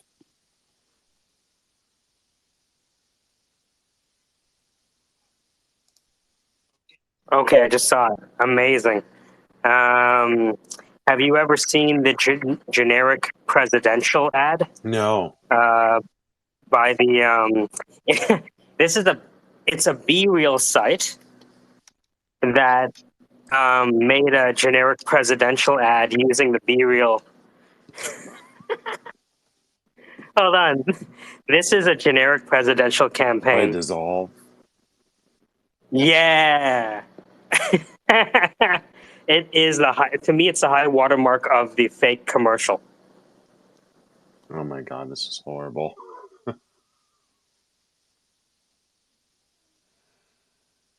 Oh. Oh, that hurts. Okay, I'm good. You get it? Yeah. Yeah. I'm good. I'm all set with that. So, question for you. So, let's say that you have an idea, you go to a team to talk about the viability of the idea mechanically to be built, and it comes back as like yeah, for about 40 grand you can definitely do this.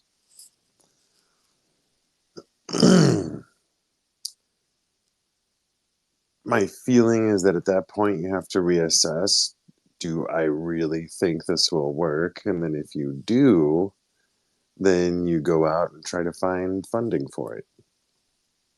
Or you can say, so what you really mean is it's gonna cost you $5,000. Is that what you're telling me? So $5,000 is really what gets this done. You mean negotiate? 40 grand. Yeah, right. Come on, guys. Come on. If you're charging 40 grand, that means the actual cost to you is about 7. So let's figure this out, right? Because what could happen next is you're gonna charge another 60 grand, right? So I remember, what was it, Zach? No, Chase. And the thing is, like, I think in the negotiation process, you're gonna find out how much they really want to do this. Where was it? It was by Chase. It was on how I wasted $46,000 trying to update a website. Ooh. Okay. And the guy was like, first of all, like, I know software. So how did I end up in a situation where I was paying somebody else to do something I know how to do. and I did it for 46 grand? Right. Right.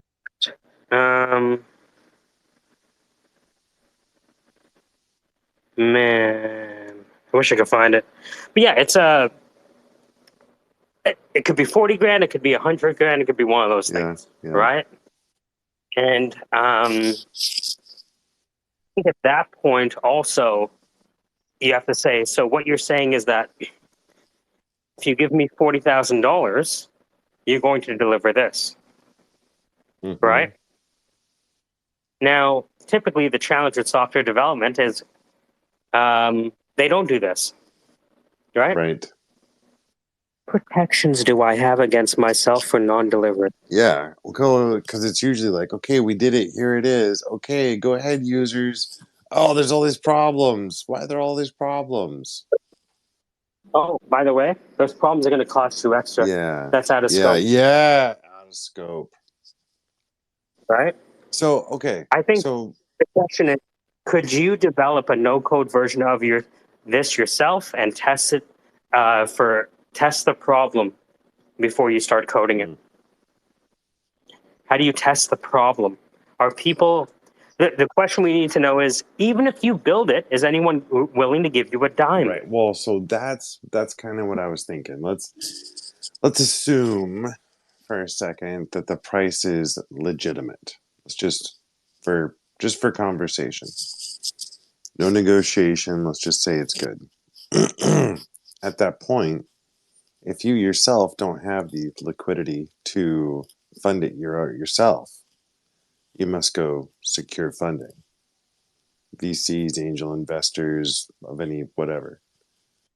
And they're going to ask you the same thing I just asked you, which is how many people are using it right now? How much revenue have you generated? Yep. And if those answers are good, we want 99% of your business. Thank you very Right. much. Right. How do we prove your hypothesis that this solution, right? Maybe you do it by hand, Mm-hmm. and you charge someone to do it. They're like, hey, you want me to do this for you?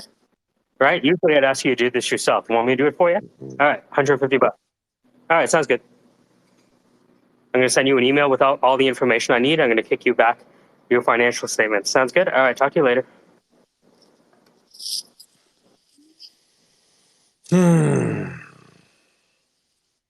We have to test the problem. Are people willing to pay for this? Like, I'm building a course right now that people spend $2,000 a week on. They're paying for it already. That's why we're digitizing it. Because people are paying already. Not because we think people will pay in the future if such and such course of action.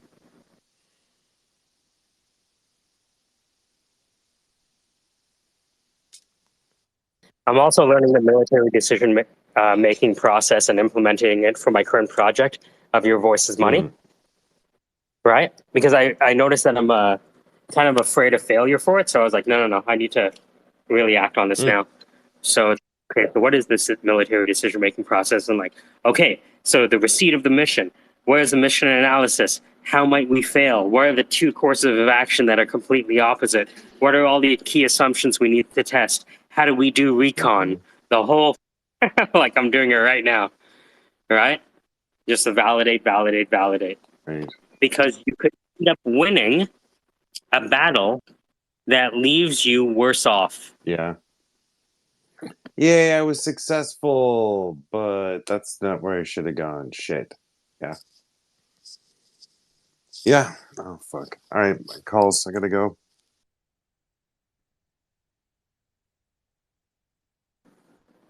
Fantastic.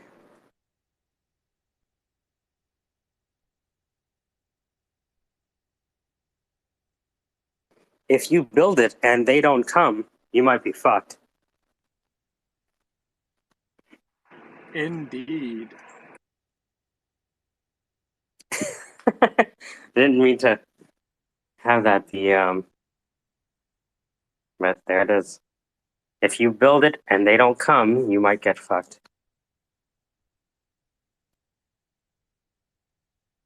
But that's the beauty of crypto, right? That you don't have to go look for VCs and look for all these different things. As long as you deliver and stand by your product and are there 100% of the way, just like you said, right? We're trying to digitize everything, and I believe like this is just the first step into digitizing everything in a way where it's more efficient and more beneficial for everybody. Yeah, again, it's because any given technology can be used for good and evil. I've kind of come to terms with the fact that, if I do end up creating technology, then I don't get to decide how it's going to be used.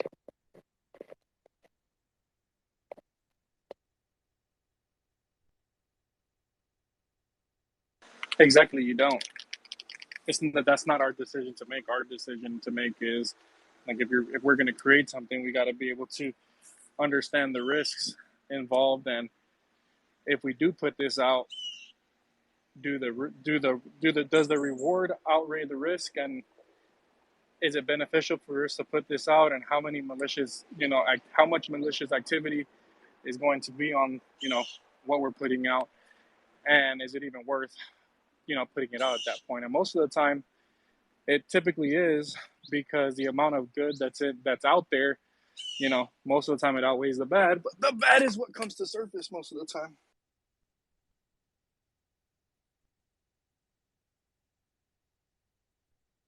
Yeah, it's like the people who did research on relativity, right? and hardcore physics. I don't think they necessarily intended for that information to be used for weapons technology, but here we are.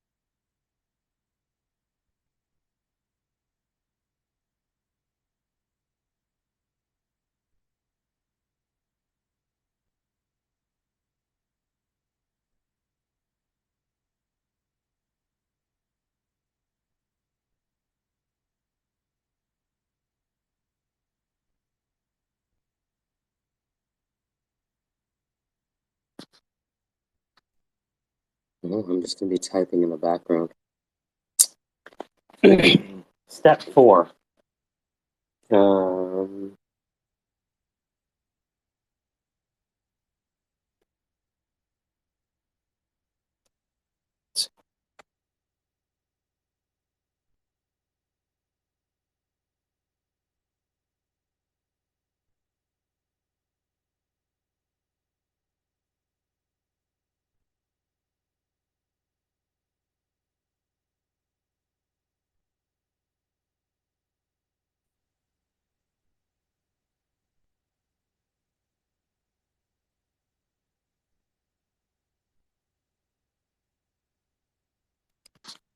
Course of action analysis. Wargame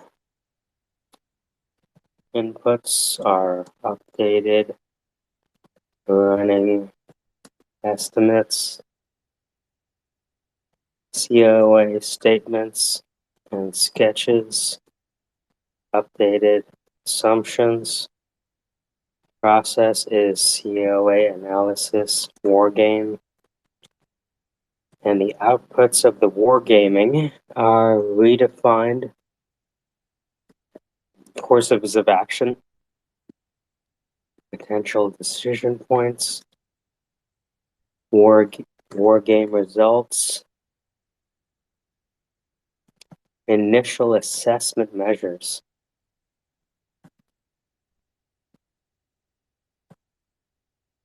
Updated assumptions.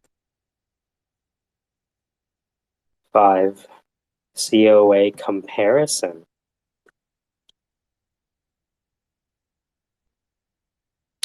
So the inputs are the same as before. The process, we get. The outputs are evaluated COAs, recommended COAs, courses of actions, updated estimates, and updated assumptions. COA approval.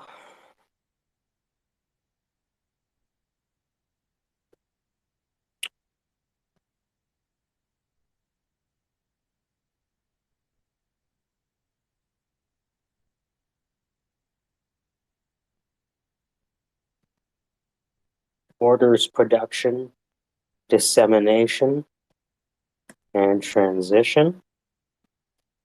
Okay.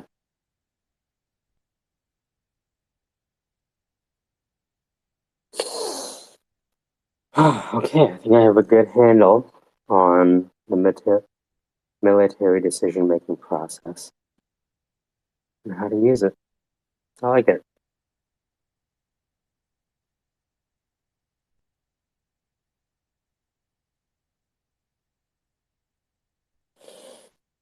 All right, so I think we've dedicated enough time to that for today.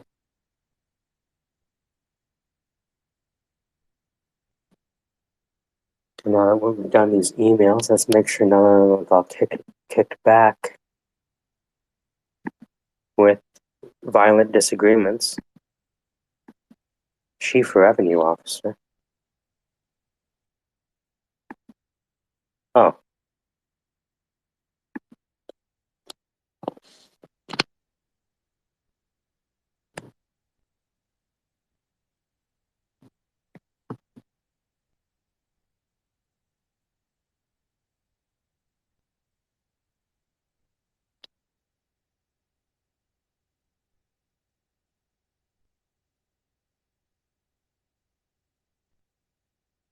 So what do I have to do to win this 25,000?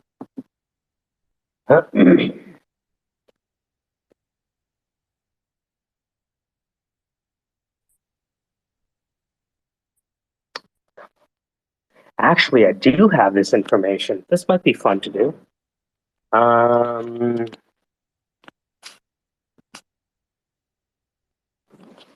Hold on. So, the hell? Oh.